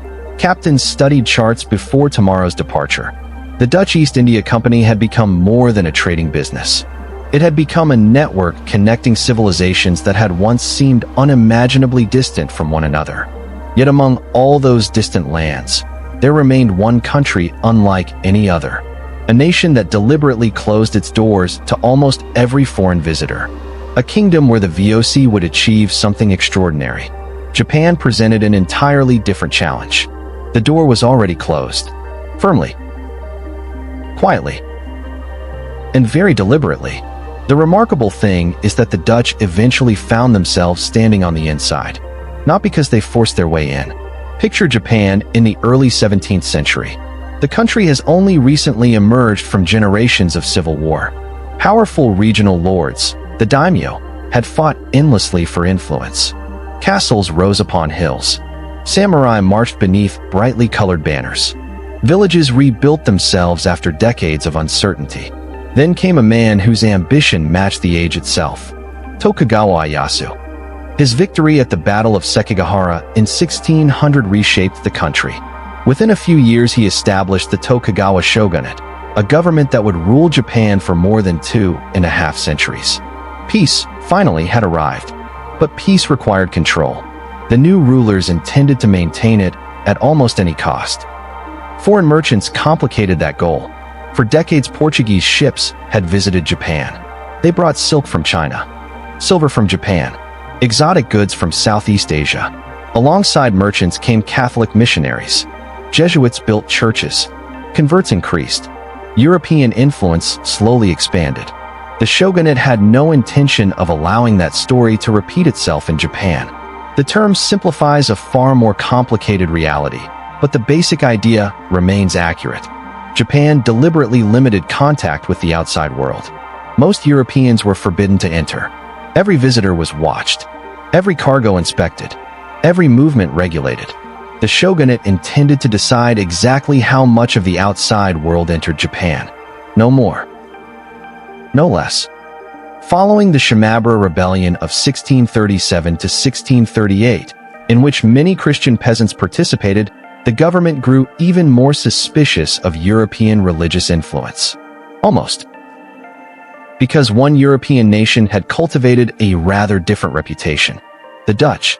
The Dutch, being primarily interested in commerce rather than conversion, emphasized this distinction whenever possible. They politely pointed out that they were merchants, not priests. They sought silver, not souls. Profit, not converts.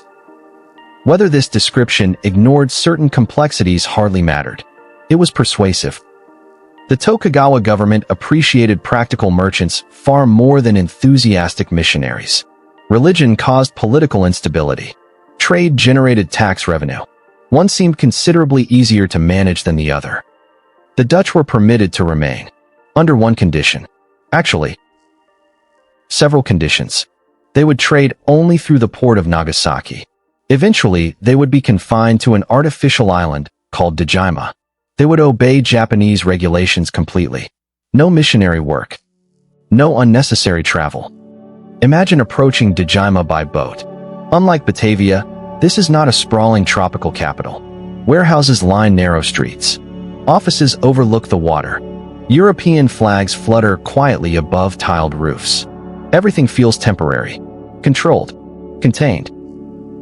The Dutch are guests, very carefully supervised guests. Life on Dejima differed dramatically from elsewhere in the VOC's empire.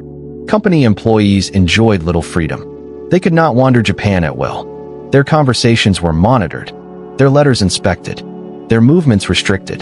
The gates closed every evening. Visitors required official permission. Even women entering the island were carefully regulated. The Dutch joked that they lived inside the world's most profitable prison.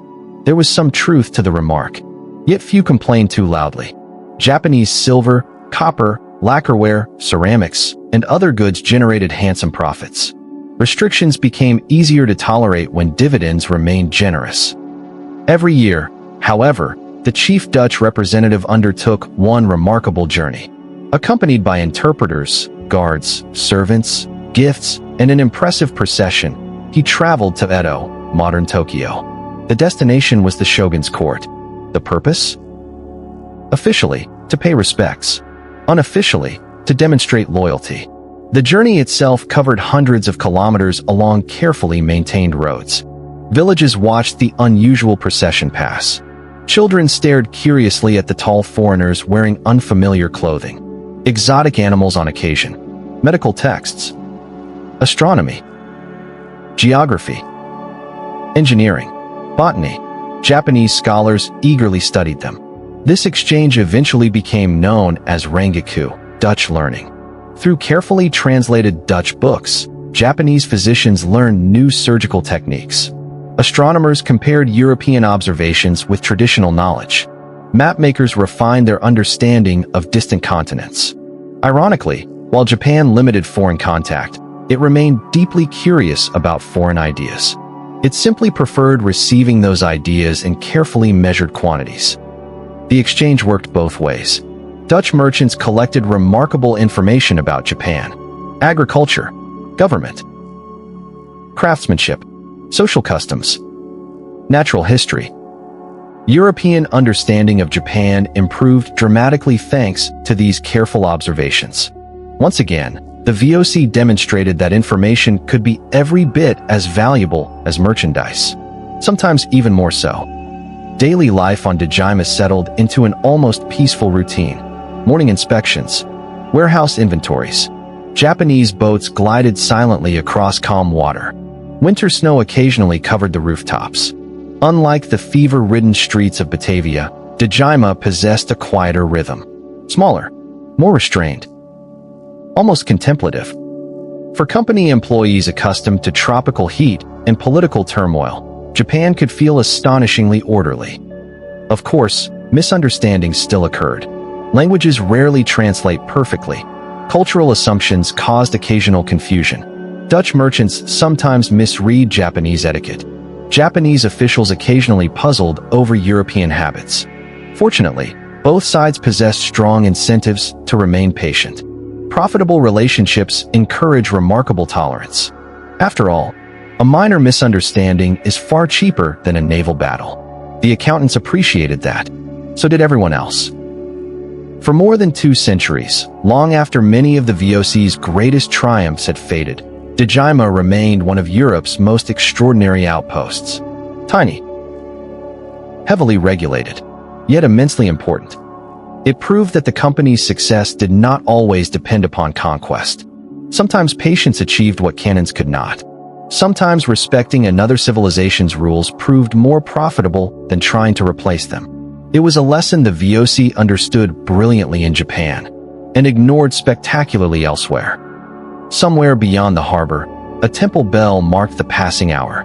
Across the sea lay China. Across another ocean lay Amsterdam. Thousands of miles separated these places, yet they were connected by one remarkable company.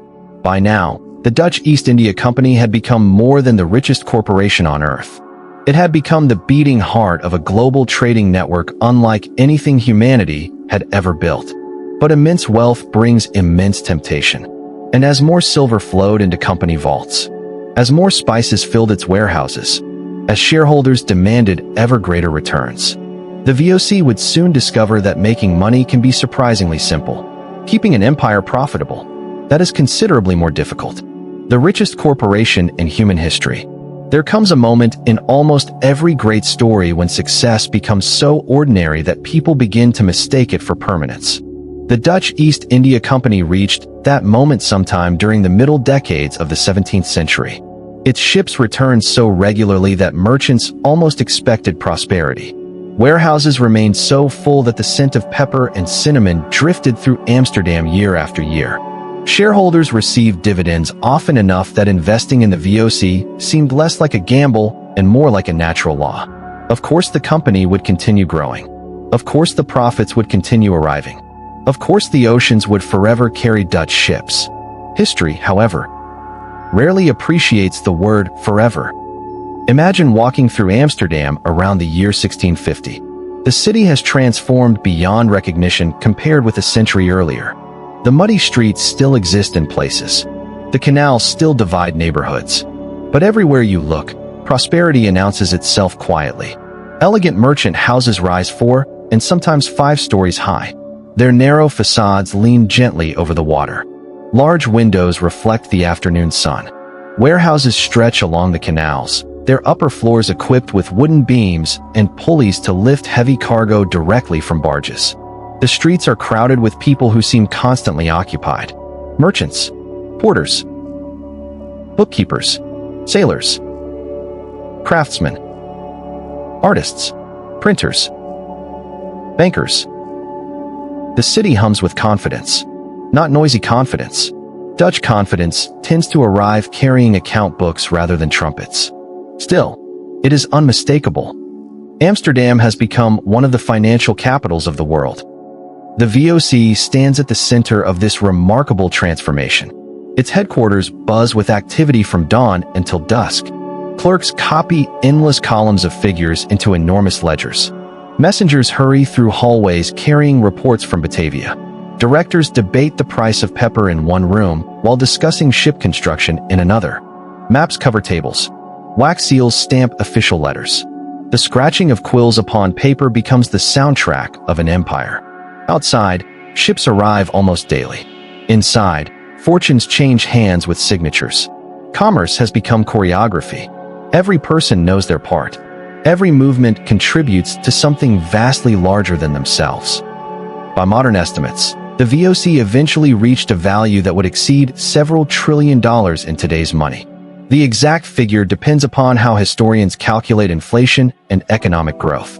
Some estimates place its peak value at around $8 trillion in today's purchasing power.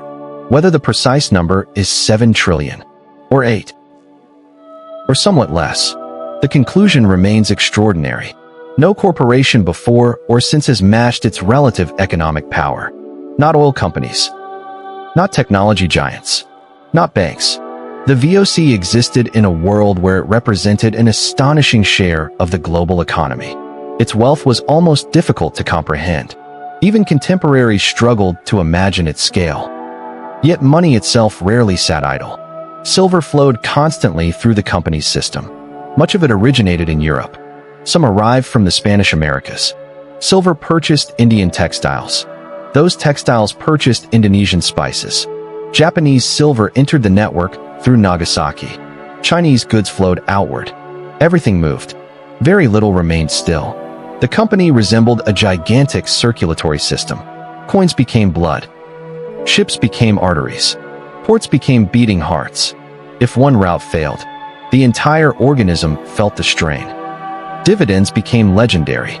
Unlike many modern corporations that distribute modest quarterly payments, the VOC occasionally rewarded shareholders with astonishing returns. Some dividends reached 40%, others even higher. Occasionally, they were paid not entirely in cash, but partly in spices themselves. Imagine receiving your investment earnings as several sacks of pepper. Unusual today. Perfectly reasonable in 17th century Amsterdam. One investor might leave a shareholder meeting carrying documents in one hand. The Amsterdam Stock Exchange flourished alongside the company. Investors gathered almost daily. Prices rose. Prices fell. Rumors spread. Optimism returned. Speculation became almost a sport. One merchant confidently predicted exceptional profits after hearing reports of a successful harvest in Java. Another quietly sold his shares after rumors of Portuguese naval activity. Someone always believed they possessed secret information. Someone else almost certainly did. Markets have changed remarkably little over the centuries. Only the clothing has improved. Mostly. The VOC also changed how people thought about investment. Before its creation, financing overseas voyages had often been temporary. Invest in one expedition. Collect profits if it returned. It was a revolutionary idea. So revolutionary that modern capitalism still rests upon many of its foundations. Prosperity spread unevenly. Amsterdam's merchants grew extraordinarily wealthy. Artists benefited from generous patrons. Scientists received financial support. Shipbuilders rarely lacked work. Insurance companies expanded. Universities attracted students from across Europe. Dutch painters filled canvases with scenes reflecting this remarkable age. Ships resting peacefully in harbors. Elegant merchant families.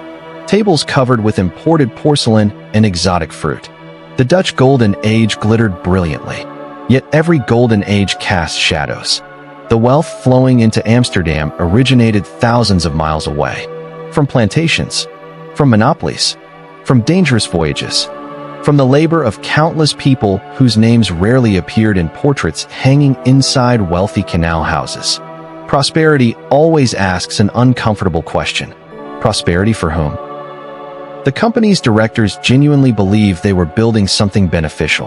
Trade encouraged peace. Commerce connected civilizations. Profits strengthened the Dutch Republic. Many of these statements contained truth. The VOC carried ideas alongside merchandise. It spread cartographic knowledge, improved navigation, connected distant economies, encouraged scientific observation.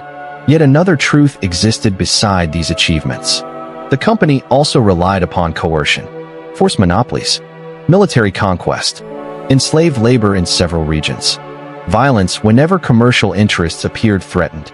History rarely offers simple verdicts. The VOC transformed the world. It also inflicted immense suffering upon many communities caught within its expanding network. Both realities deserve remembrance. One curious feature of the company's success was its obsession with paperwork. Nothing escaped documentation. A captain arriving in Batavia submitted reports detailing weather, cargo, crew health, expenses, encounters with foreign ships, and navigational observations. Warehouse managers counted every sack. Accountants balanced every transaction. Governors wrote lengthy letters explaining political developments. The archives expanded endlessly. Today, historians possess millions of surviving VOC documents. Perhaps more than any other corporation from the early modern world. The company preserved its own memory with extraordinary diligence.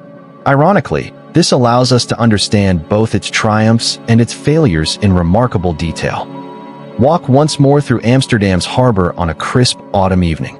The sun sinks slowly beyond rows of masts. Golden light reflects upon still canals. Barges loaded with spices glide quietly beneath stone bridges. Somewhere nearby, a warehouse door opens. The scent escapes. Pepper, cloves, nutmeg, cinnamon, a fragrance that has traveled halfway around the earth. Dockworkers laugh after another successful day's labor.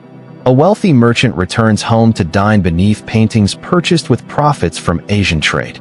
Children play beside the water without the slightest awareness that their city's prosperity depends upon storms in the Indian Ocean, negotiations in India, harvests in the Banda Islands, and silver mines thousands of miles away. Globalization has quietly woven the world together. Most people scarcely notice the threads. Yet beneath all this success, small cracks have already begun to appear. The company grows larger every year. So does its bureaucracy. Managing dozens of ports becomes increasingly complicated. Maintaining fleets becomes more expensive. Officials stationed thousands of miles from Amsterdam gain enormous power. Not all of them prove equally honest. Some quietly enrich themselves. Others manipulate accounts. Still others begin placing personal fortunes above company interests. Success, paradoxically, creates new vulnerabilities. An organization large enough to govern an empire becomes almost impossible to supervise perfectly. The Gentleman 17 cannot watch every warehouse, every governor, every captain, every clerk. Distance protects opportunity, sometimes for commerce, sometimes for corruption. The richest corporation in human history has reached the height of its power. Its flag flies across oceans. Its ships dominate trade routes. Its shareholders celebrate unprecedented wealth. From the outside, the empire appears invincible. But history whispers an old lesson beneath the sound of rustling ledgers and creaking ships. The higher something rises, the farther it can fall.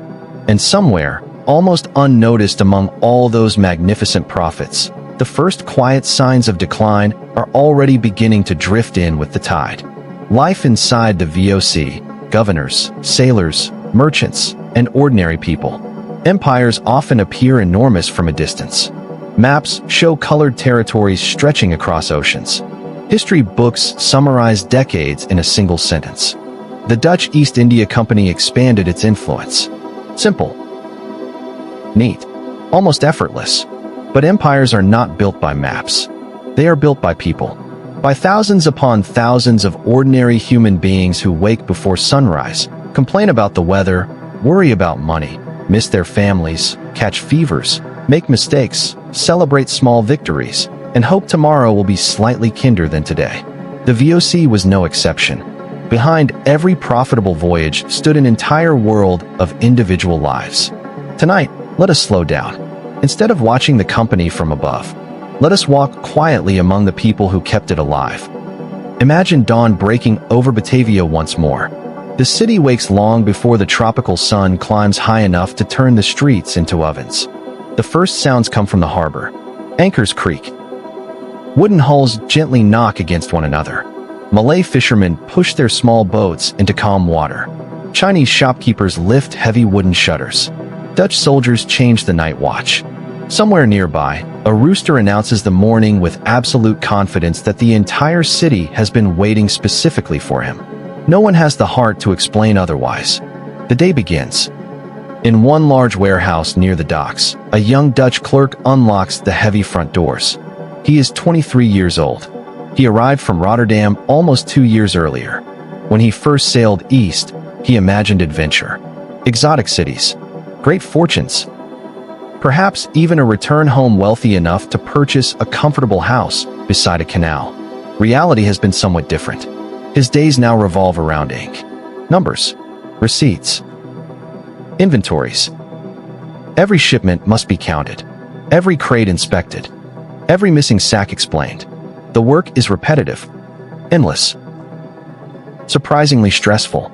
A single accounting mistake could cost the company thousands of guilders, or cost him his career. History remembers governors. It rarely remembers the exhausted clerk who spent 12 hours ensuring that 1,247 sacks of pepper did not accidentally become 1,274. Nearby, another employee begins his morning very differently.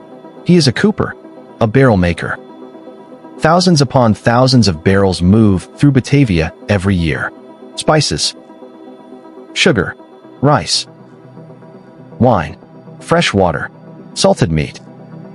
Everything depends upon sturdy wooden containers. A leaking barrel can ruin valuable cargo. The cooper works with practiced rhythm. Hammer, hoop, oak, repeat. His craftsmanship is invisible when successful. People notice barrels only after they fail. Such is the fate of many skilled workers. The better they perform, the less anyone thinks about them.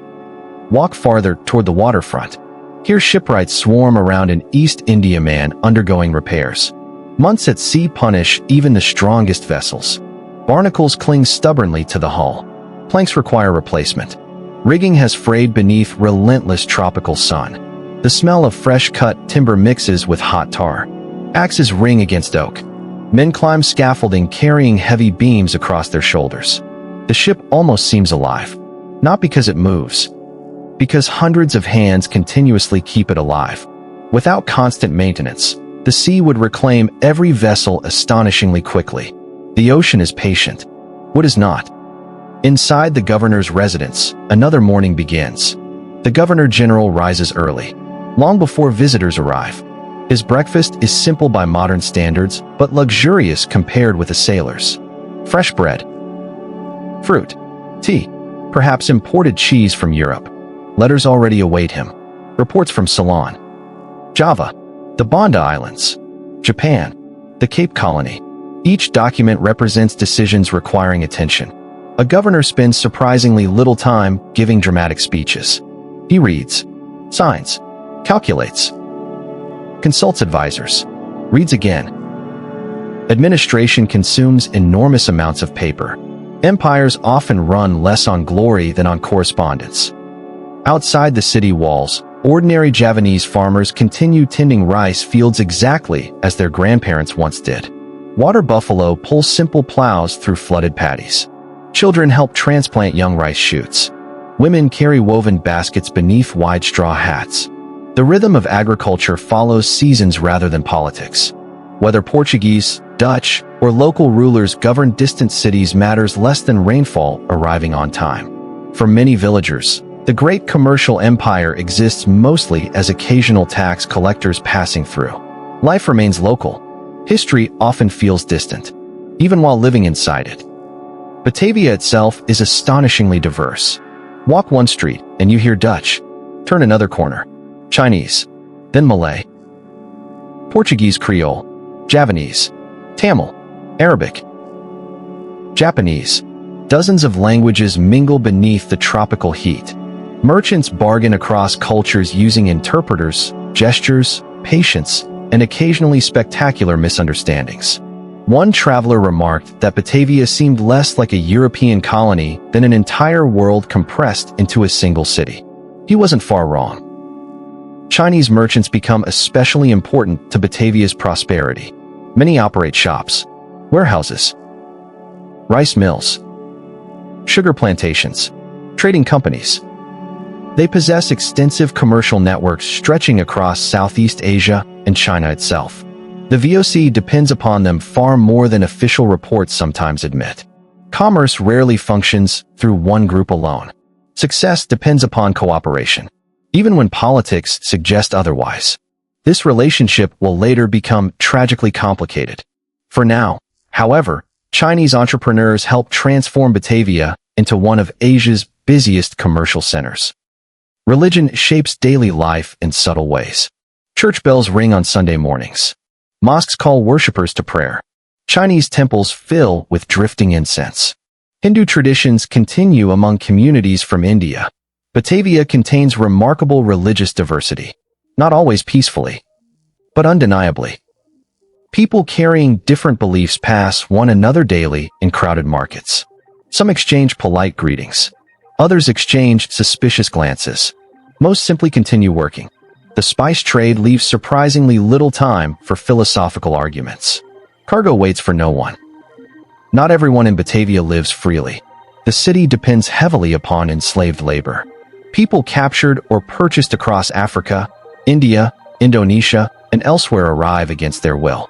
They build houses, unload ships, work plantations, serve inside wealthy homes, cook meals, carry water, raise children not their own. The company rarely functions without them, yet their names appear only briefly inside official records. Sometimes not at all. This silence deserves acknowledgement. History's greatest fortunes have often rested upon invisible labor. The VOC was no exception. Now let us return aboard another East Indiaman preparing for departure. A young sailor sits quietly beside the rail as evening approaches. He holds a letter. It arrived aboard the last ship from Amsterdam. His mother wrote it nearly 18 months ago.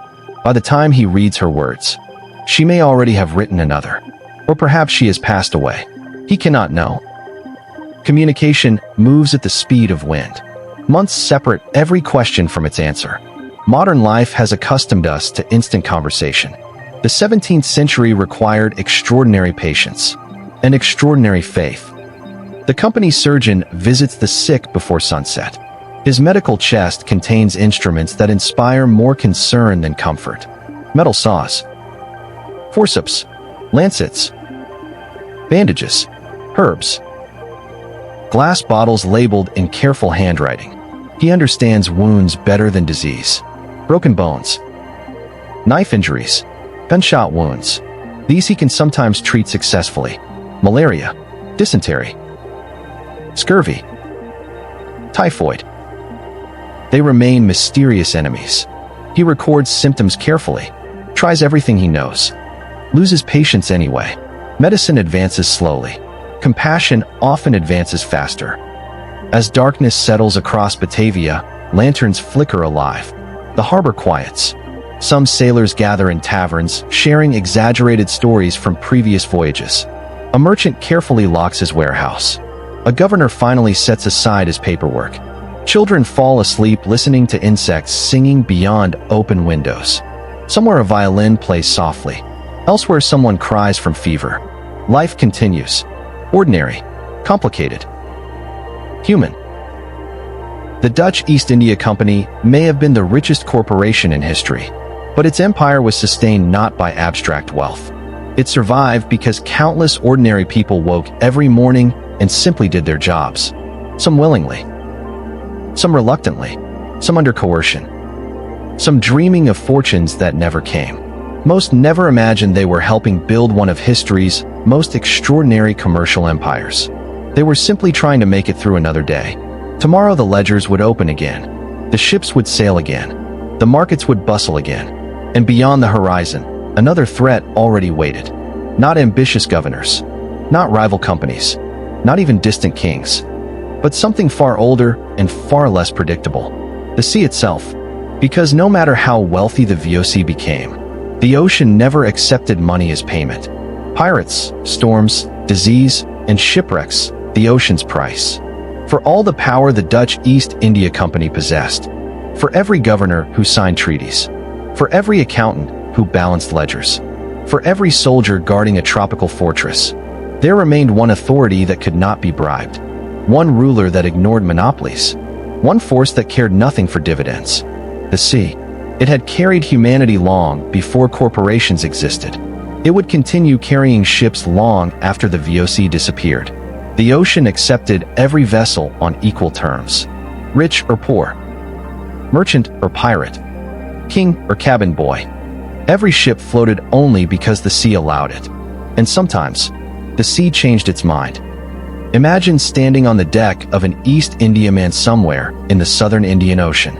It is late afternoon. The sky has been unusually quiet all day, almost too quiet. The wind weakens until the great sails hang lazily from their yards. The ocean becomes strangely smooth. The horizon blurs into a pale gray haze. Even the seabirds disappear.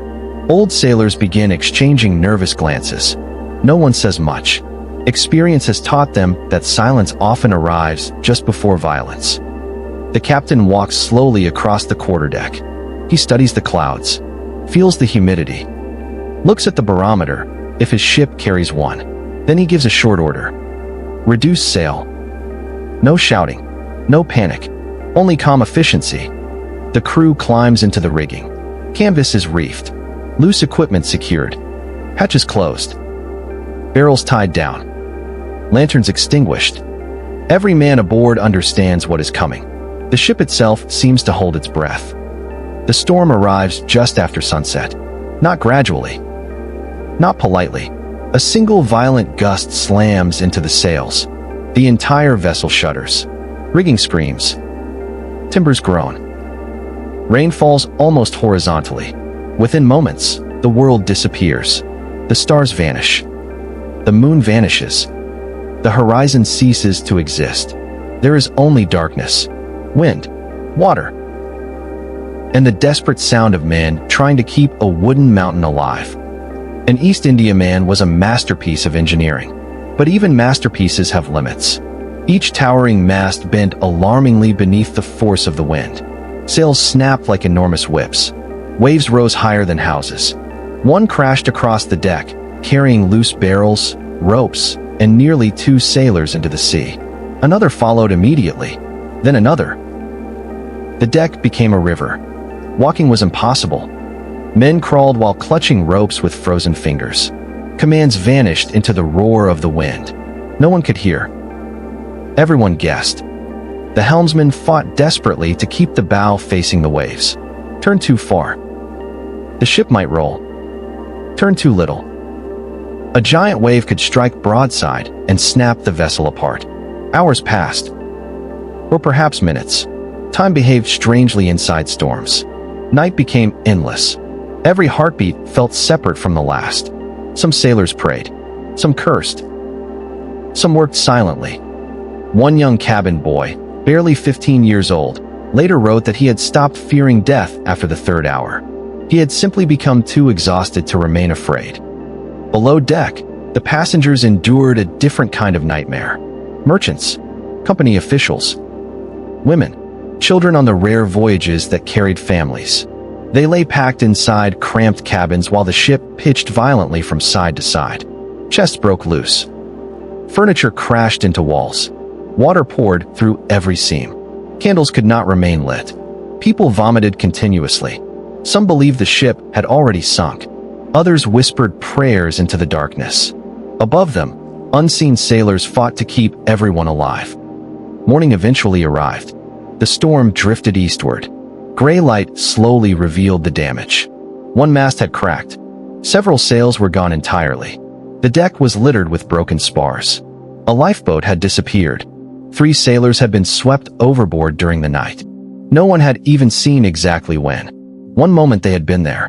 The next, only the sea remained. There were no funerals. No graves. The ocean kept what it claimed. The surviving crew stood silently for a moment before beginning repairs. There was little choice. The nearest harbor might still be weeks away. Storms were terrifying, but reefs were often deadlier. Unlike hurricanes, reefs offered no warning. Imagine sailing through calm water beneath a bright tropical moon. The sea appears peaceful, almost glass-like. Then, a sudden grinding sound. The entire ship lurches violently. Men stumble across the deck. Cargo shifts below. Someone shouts. The hull, a coral reef hidden just beneath the surface, has ripped open the bottom of the ship. Water begins pouring inside. Every sailor knows exactly what that means. Time has become precious. Pumps begin working immediately. Buckets pass from hand to hand. Carpenters crawl into flooded compartments attempting emergency repairs. Sometimes they succeed. Sometimes the leak proves too large. A ship weighing over 1,000 tons slowly becomes heavier still as seawater fills its lower decks. Eventually physics wins. It always does. The captain orders the boats lowered. Crew scramble into small launches carrying whatever supplies they can manage. The East Indiaman, which had crossed half the world, slowly disappears beneath the waves. Months of cargo. Years of investment. Hundreds of thousands of guilders. Gone. Swallowed without ceremony. The sea never sends apologies.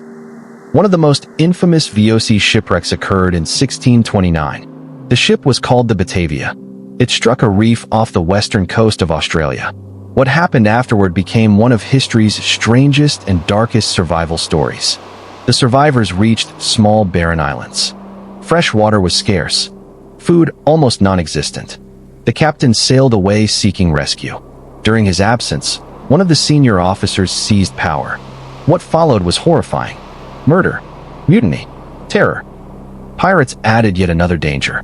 Contrary to popular imagination, piracy rarely resembled adventurous novels. It was usually brutal.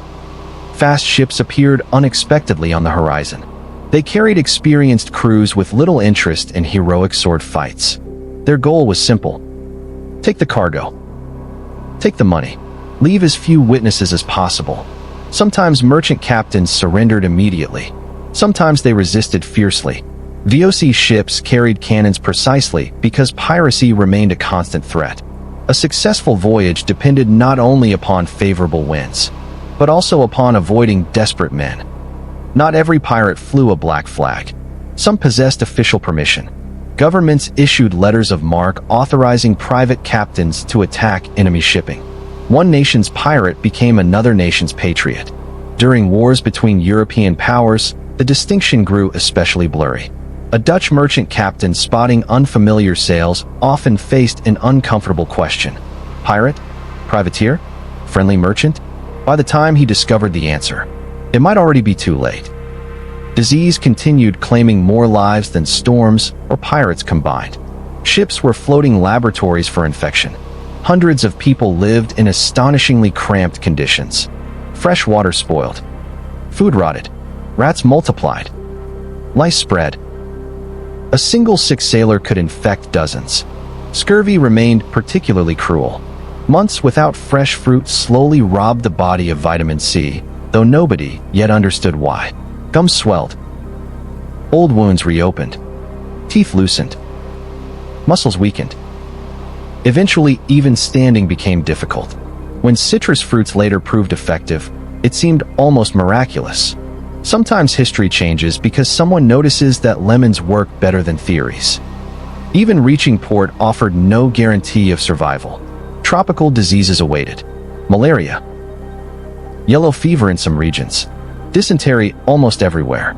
European immune systems encountered illnesses they had never faced before. Asian sailors confronted diseases from Europe in return. Global trade moved microbes just as efficiently as spices. Long before airplanes accelerated pandemics, sailing ships quietly connected the world's diseases. Every voyage carried invisible passengers. Insurance gradually became one of the company's quiet revolutions. Not every ship returned. Everyone accepted this. Only how often?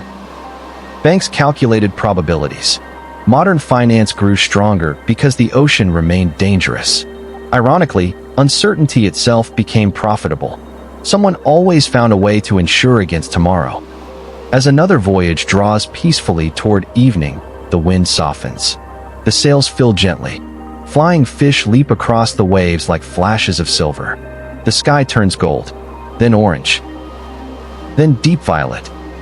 The crew finally relaxes after weeks of anxiety.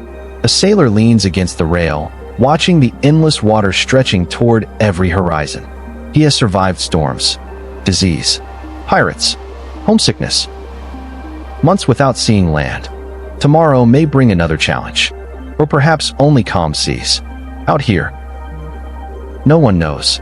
That uncertainty binds every person aboard together. The greatest storm waiting for the company would come not from the sky, but from within its own magnificent empire. Greed, corruption, debt, complacency. Those forces gather far more quietly than thunderclouds.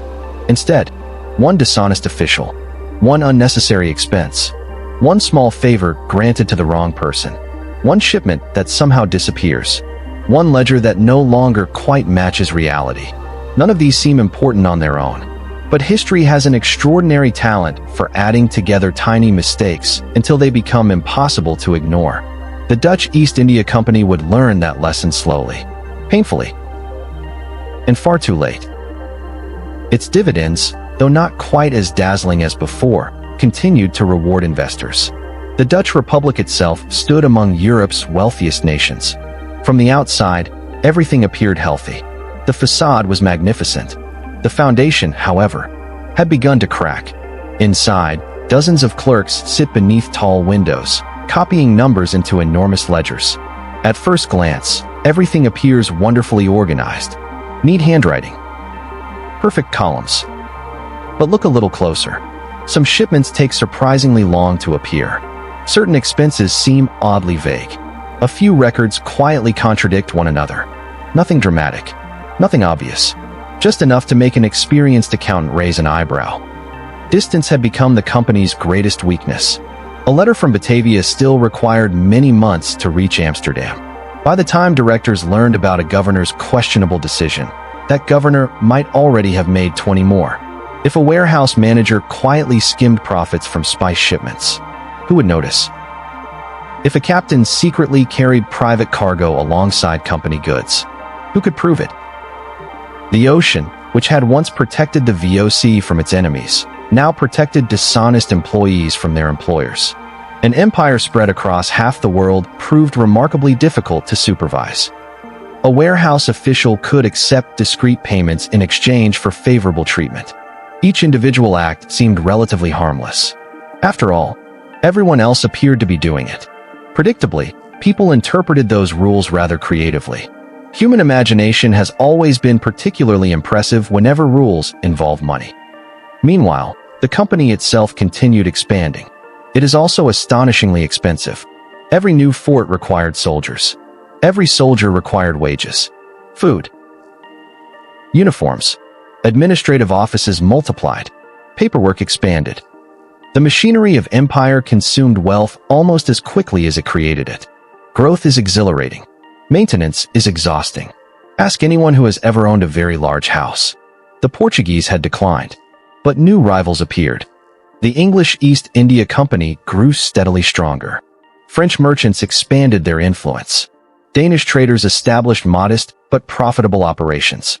Asian merchants remained highly capable competitors.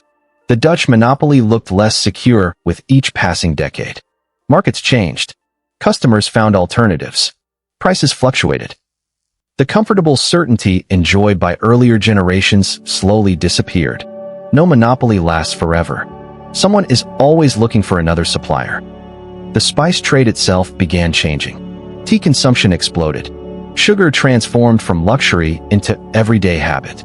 Tobacco spread astonishingly quickly. The VOC attempted adapting to these new markets. Sometimes successfully, sometimes less so. Corporations, like people, often struggle to recognize that yesterday's brilliant strategy may no longer fit tomorrow's world. Success can become a surprisingly comfortable prison. Decisions slow. Everyone becomes busy. Not everyone remains productive. The company's military responsibilities expanded almost accidentally. Originally, armies existed to defend trade. More ships needed. Fortifications required repair. Local conflicts demanded intervention. Each request seemed reasonable, viewed individually. Together, they became overwhelming. The Gentleman 17 faced an impossible puzzle. Spend too little, and the empire weakened. Spend too much, and profits vanished. There was no perfect answer, only expensive ones. Ordinary employees noticed the changes long before shareholders did. Sailors complained their wages arrived late.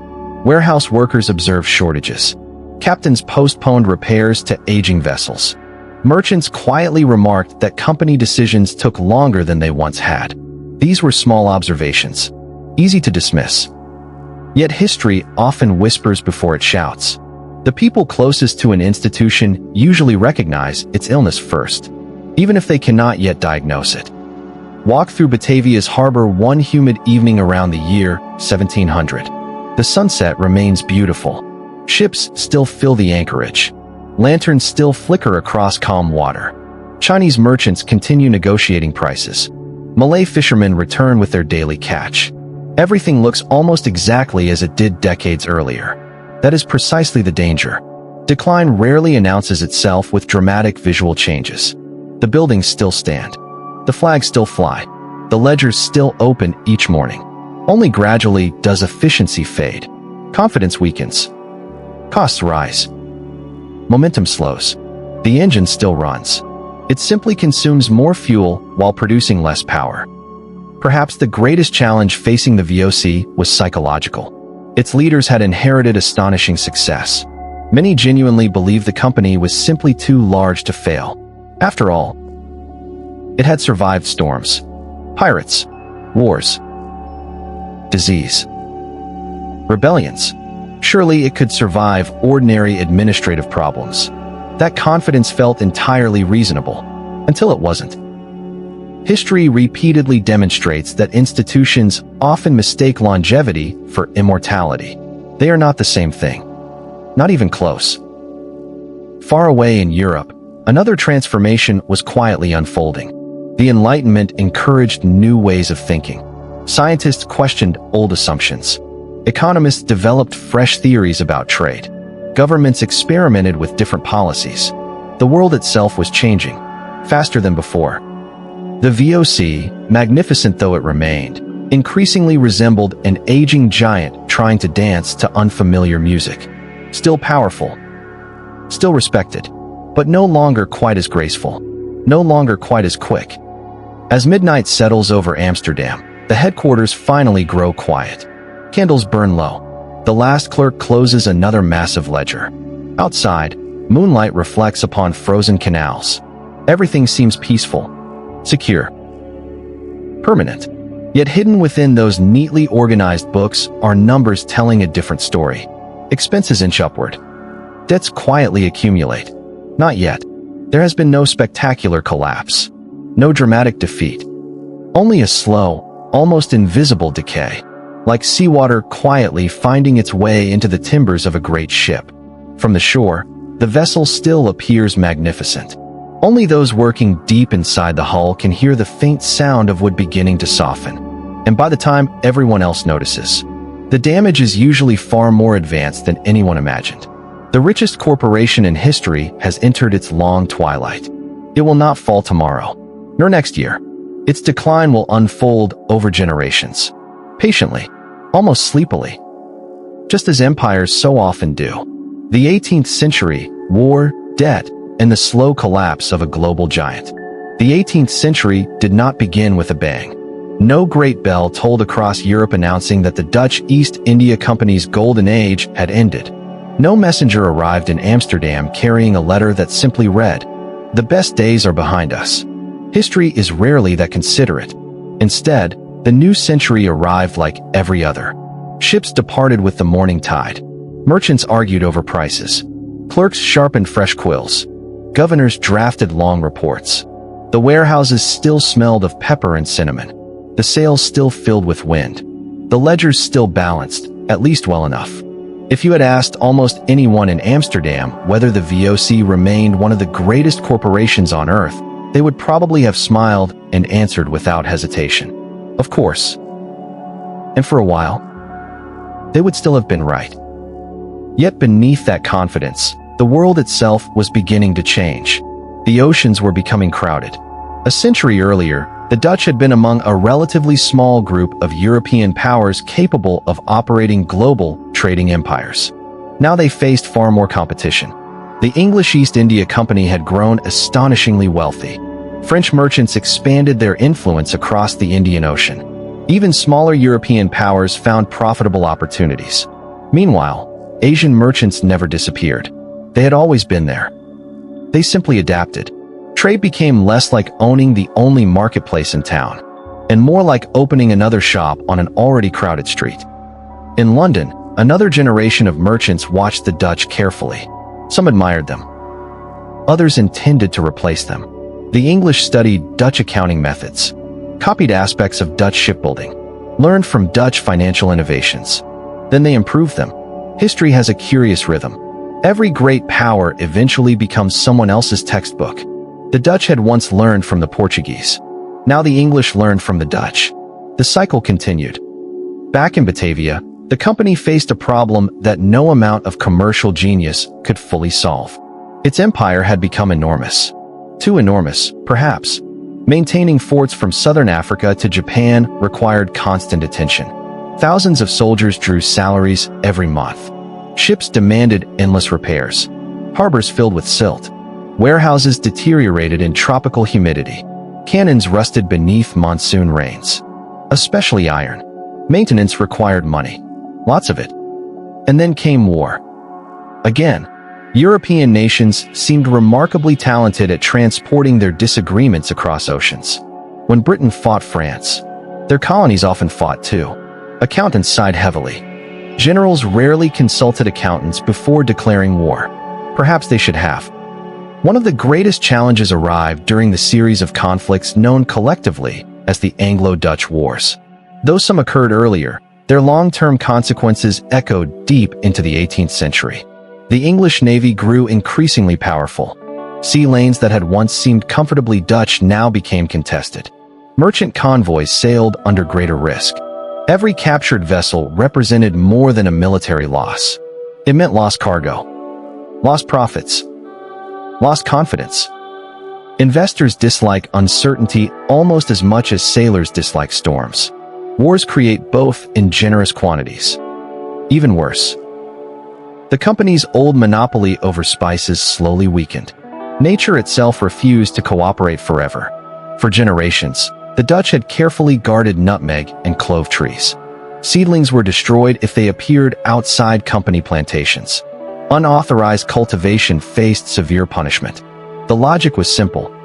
No trees elsewhere. No competition. It seemed foolproof. History, however, enjoys making fools of anyone who uses the word foolproof. In the late 18th century, French horticulturist Pierre Poivre, whose surname amusingly means pepper in French, because history occasionally enjoys a good joke, managed to smuggle spice plants out of Dutch-controlled territories. Nutmeg. Cloves. Other precious species. They were successfully cultivated in French colonies, such as Mauritius. Later, the British spread them even farther. Soon, the world's most valuable spice trees no longer belonged exclusively to the Banda Islands. The monopoly, carefully built through decades of diplomacy, warfare, and unimaginable human suffering, quietly began dissolving. Not through battle. Not through revolution. Simply because trees started growing somewhere else. At least not yet. More like a candle burning lower each evening. Still providing light. Just a little less. Expenses, meanwhile, climbed steadily upward. This combination is deeply unpleasant for any business. Committees formed. Subcommittees followed. Everyone searched for solutions. Reduce spending? Raise prices? Borrow more money? Expand into new markets? Every proposal solved one problem while creating another. Large institutions often discover that difficult decisions become even more difficult after decades of success. No one wishes to be remembered as the director who abandoned traditions that had once built an empire. Borrowing became increasingly common. Loans temporarily solved immediate shortages. Ships could still be repaired. Soldiers still paid. Warehouses still supplied. The company continued functioning. Debt, after all, is wonderfully helpful in the short term. It simply sends the bill into the future. Eventually, the future arrives. Quietly. Just slightly worse than before. Salted meat lasted a little longer than perhaps it should. Sales remained in service another season. Repairs were postponed until the next voyage. Small economies accumulated. The company pinched pennies while spending fortunes elsewhere. Many great organizations begin declining this way, not through one disastrous mistake. It increasingly looked like an old institution protected by political favor rather than commercial excellence. The very model that had once seemed revolutionary now appeared increasingly outdated. History can be remarkably cruel in this respect. Then, in 1780, another devastating blow arrived. The Fourth Anglo-Dutch War erupted. For the VOC, the timing could hardly have been worse. British naval power now vastly exceeded that of the Dutch Republic. Convoys were intercepted. Insurance costs exploded. Credit weakened. Walk through Amsterdam's harbor now. The same canals remain. The same warehouses still line the water. Optimism has become calculation. Calculation has become concern. The city itself has not collapsed. Far from it. He remembers the company at its height. He remembers warehouses so crowded that workers struggled to find space for new cargo. He remembers dividends that seemed almost miraculous. Now, the ship before him carries patched sails. Its timbers have been repaired countless times. Its crew is smaller than it once would have been. The vessel still floats, still sails, still serves. But it feels tired, very tired.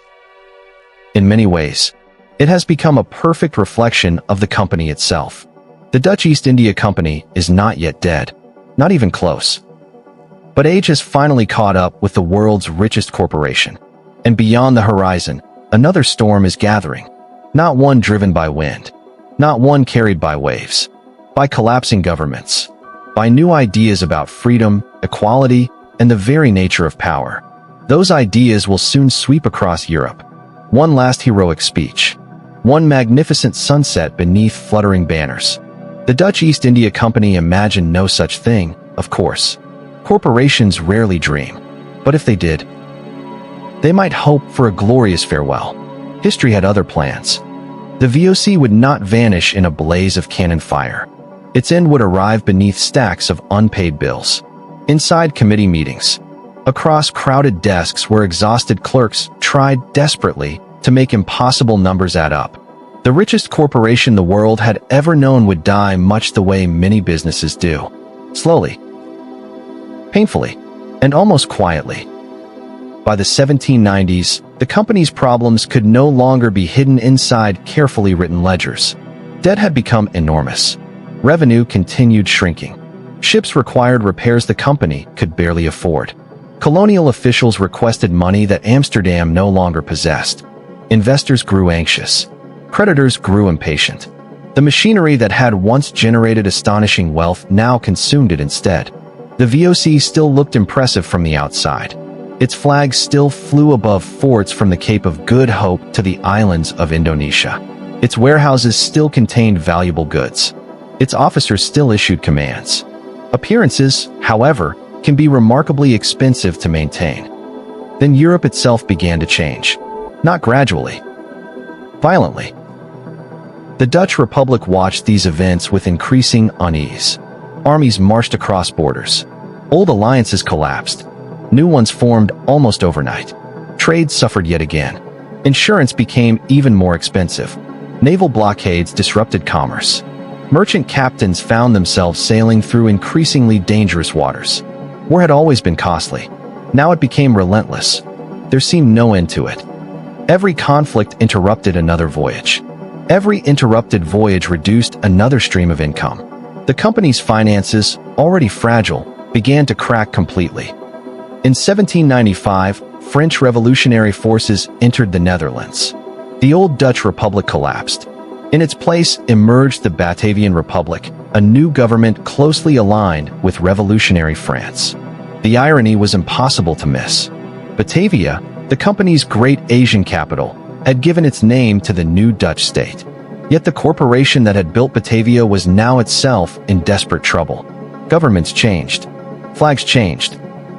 The world moved forward. The VOC struggled simply to survive another year. Modern historians estimate that by its final years, the VOC had accumulated debts exceeding 100 million guilders, an almost unimaginable burden. Servicing those loans became nearly impossible. Interest alone consumed enormous resources. There was little left for investment, little left for repairs, little left for growth. A business can survive declining profits. It can survive competition. It can survive a few bad years. Debt, however, debt quietly waits, patiently, eventually demanding payment. Inside the Amsterdam headquarters, the atmosphere had transformed completely. Gone were the confident meetings celebrating record dividends. Gone were discussions about expanding into new markets. Now directors debated emergency loans, asset sales, administrative reforms, cost reductions. How many ships could be sold? Which forts remained worth defending? Could salaries be delayed? Could creditors be persuaded to wait a little longer? Every conversation felt smaller than those of previous generations. Not because the problems were unimportant, because survival leaves little room for grand ambition. Imagine one elderly company clerk. He has worked inside these offices for 40 years. When he began his career, the VOC seemed immortal. He copied inventories of overflowing warehouses, recorded spectacular profits, prepared documents announcing generous dividends. Now, nearing retirement, he writes letters requesting additional credit, calculates overdue payments, organizes files concerning unpaid obligations. The handwriting remains just as neat, the ink just as dark, but the meaning has changed completely. He has spent a lifetime documenting both the rise and fall of history's greatest corporation without ever leaving his desk. There is something quietly heartbreaking about that. Across the oceans, company servants continued their work. Many had little idea how serious the financial crisis had become. A governor in Ceylon still inspected cinnamon harvests. A warehouse manager in Batavia still counted sacks of coffee. Sailors still repaired rigging before departure. Business continued because it had to. Empires rarely stop functioning all at once. People keep working long after institutions begin collapsing around them. Someone must still bake bread, repair roofs, unload cargo. Life refuses to pause simply because accountants have become nervous. Yet signs of decay appeared everywhere. Ships grew older. Repairs became increasingly temporary. Experienced officers resigned for better opportunities. Supplies arrived late. Pay sometimes failed to arrive on schedule. Morale weakened. Confidence disappeared almost imperceptibly. The company still possessed territory, still commanded soldiers, still operated fleets. But the invisible belief that tomorrow would be better than today had quietly evaporated. That belief is often an institution's most valuable asset. More valuable than warehouses. More valuable than ships. Certainly more valuable than spices. Finally, the Dutch government accepted what many had already realized. The VOC could not be saved. Not in its existing form. The corporation that had once dominated global commerce had become financially unsustainable. Its charter, first granted in 1602, would simply not be renewed. There would be no miraculous rescue. No wealthy investor arriving at the last moment. No unexpected discovery of hidden treasure. Only an ending. On the final day of December 1799, the Dutch East India Company officially ceased to exist.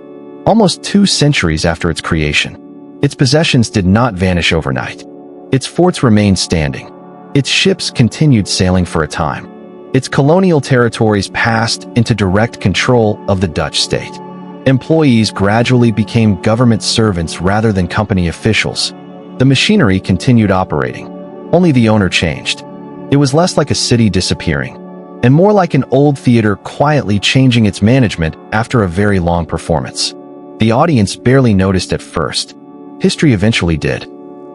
No grand funeral marked the occasion. No crowds gathered outside the headquarters. No bells rang across Amsterdam. Some offices simply closed. Records were transferred. Assets inventoried. Debts assumed by the state. Life continued. Merchants still traded. Ships still entered the harbor. Children still played beside the canals. One of history's greatest corporations slipped away with surprisingly little ceremony. Perhaps that is fitting. After all, the VOC had always preferred paperwork to pageantry. Even its ending arrived neatly documented. Filed away. Stamped. Signed. Archived. And yet, its disappearance did not erase its influence. Far from it. The modern corporation. The stock exchange. Shareholders. Global supply chains. Corporate governance. Multinational business. Financial speculation. Integrated international trade. All bore the fingerprints of the Dutch East India Company. Some of those fingerprints built prosperity. Others left scars. The VOC had demonstrated what commerce could accomplish when organized on an unprecedented scale. It had also demonstrated what could happen when profit became powerful enough to command armies and rule distant lands. It was both a triumph of human ingenuity and a warning. Perhaps every great innovation eventually becomes both. As evening falls over Amsterdam one last time, imagine walking quietly beside the canals. The headquarters stands in silence. The windows are dark. The directors have gone home. The clerks have packed away their ledgers. Outside, snow begins drifting softly through the winter air. A ship's bell echoes faintly across the harbor. Somewhere beyond the horizon, old VOC forts still watch tropical seas. Nutmeg trees still sway gently in the Banda Islands. Batavia still bustles with life. The company itself has vanished. The world it helped create has not. Indeed. You are living inside much of it. Legacy. How the VOC changed the modern world forever. And now, our voyage is almost over. The sails have carried us from the misty canals of Amsterdam to the volcanic shores of the Banda Islands. Stood quietly on the tiny artificial island of Dejima. Watched merchants bargain beneath tropical skies. Witnessed unimaginable wealth. And witnessed unimaginable suffering. 200 years have passed since the Dutch East India Company disappeared. Yet in many ways, it never truly left. If you wake tomorrow morning and check the price of a company's stock, you are participating in a financial world the VOC helped invent. If your retirement savings include shares in multinational corporations, you are walking a path first cleared by 17th century Dutch merchants. If goods arrive at your doorstep after traveling across several continents, coffee grown in one country, electronics assembled in another, Raw materials mined in a third. Ships crossing oceans before trucks carry them to warehouses. You are seeing echoes of a system the VOC helped build. The world has changed almost beyond recognition. Container ships have replaced East India men. Satellites guide captains instead of stars. Computers perform calculations that once occupied entire rooms filled with clerks. But the underlying idea remains astonishingly familiar. Connect distant places. Move goods efficiently. Manage risk. Share investment. Profit from global trade. The vocabulary has changed. The principles have not. Modern corporations employ millions of people. Some earn more money in a single day than kingdoms once collected in a year.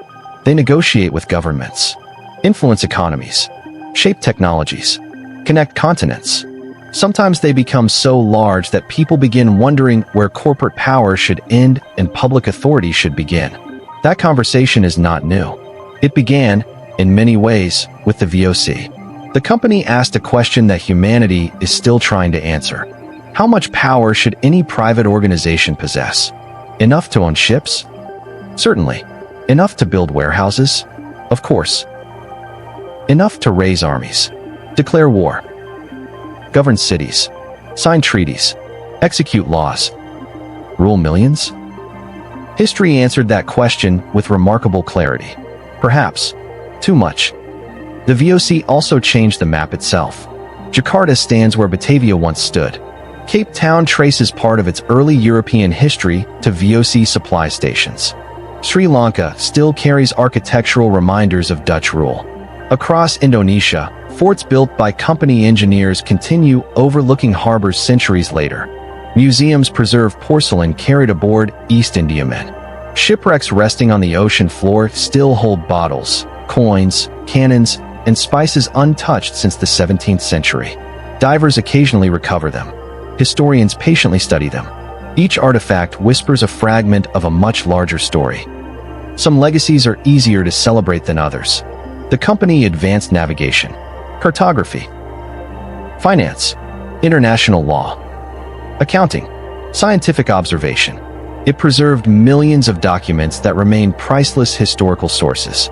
Without those records, our understanding of early modern Asia and Europe would be far poorer.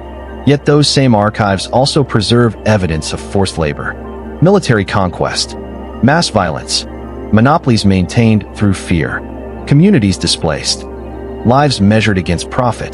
The documents tell both stories. They refuse to let us remember only the comfortable parts. History is stubborn that way. Today, visitors walk through Amsterdam admiring elegant canal houses built during the Dutch Golden Age. The sunlight still dances across quiet water. Tour boats glide beneath stone bridges.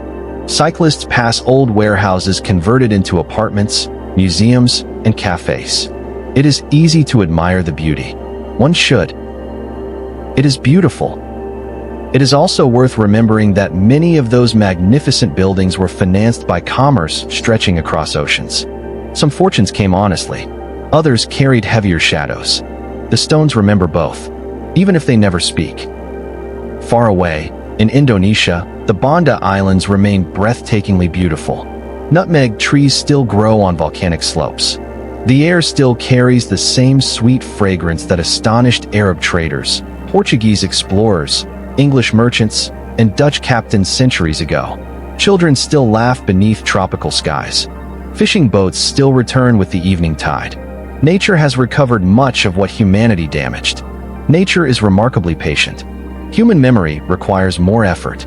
The descendants of the Bandanese continue preserving stories of what happened there. Those stories deserve listening, not because history should trap us inside guilt, but because understanding begins with remembering. If you were somehow able to gather together everyone whose lives were touched by the VOC, the crowd would be almost unimaginable.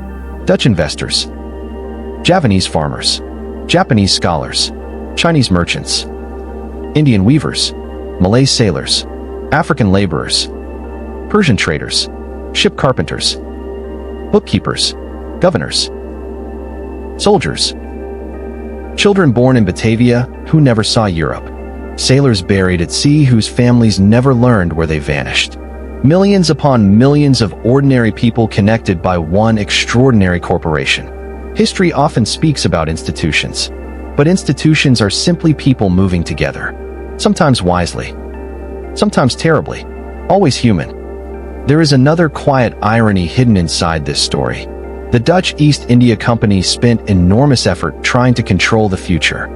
It built monopolies, signed treaties, constructed forts, counted every sack of pepper, measured every cargo, recorded every transaction. It attempted, in its own way, to organize the uncertainty of the world. And yet, it could not predict almost any of the events that truly changed its destiny. A changing climate affecting harvests, new competitors emerging, revolutions overturning governments, ideas spreading across Europe, botanists secretly transporting spice trees, disease, war, human ambition. History remained wonderfully unpredictable. The company mastered commerce. It never mastered time. No one ever has. Perhaps that is why stories like this continue fascinating us. They remind us that no institution is permanent, no empire eternal, no fortune guaranteed. The tallest ships eventually become wrecks. The busiest harbors grow quiet. The richest corporations close their books for the final time. Yet their influence continues drifting forward, like waves spreading across calm water long after the stone itself has disappeared beneath the surface. We inherit worlds built by people we will never meet.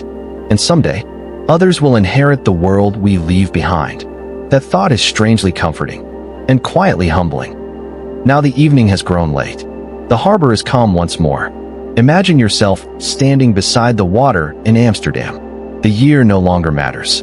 Perhaps it is 1602. Perhaps 1799. Perhaps today. The canal reflects thousands of tiny lights. Somewhere in the darkness, a church bell softly marks another passing hour. A gentle breeze carries the faint scent of salt from the North Sea. For just a moment, you can almost hear them. The creaking timbers of East Indiamen preparing to depart. The footsteps of sailors crossing wooden docks before dawn. The scratch of a clerk's quill across fresh paper. The distant laughter of merchants who believe their fortunes would last forever. The voices fade, one by one, until only the water remains. The canals continue flowing toward the sea, just as they have for centuries. The sea continues reaching toward distant horizons.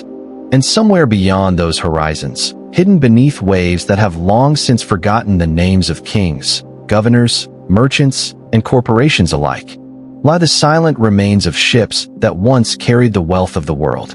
Their cargoes have settled into darkness. Their timbers have become homes for coral and fish. The ocean keeps its own archives. No ledgers.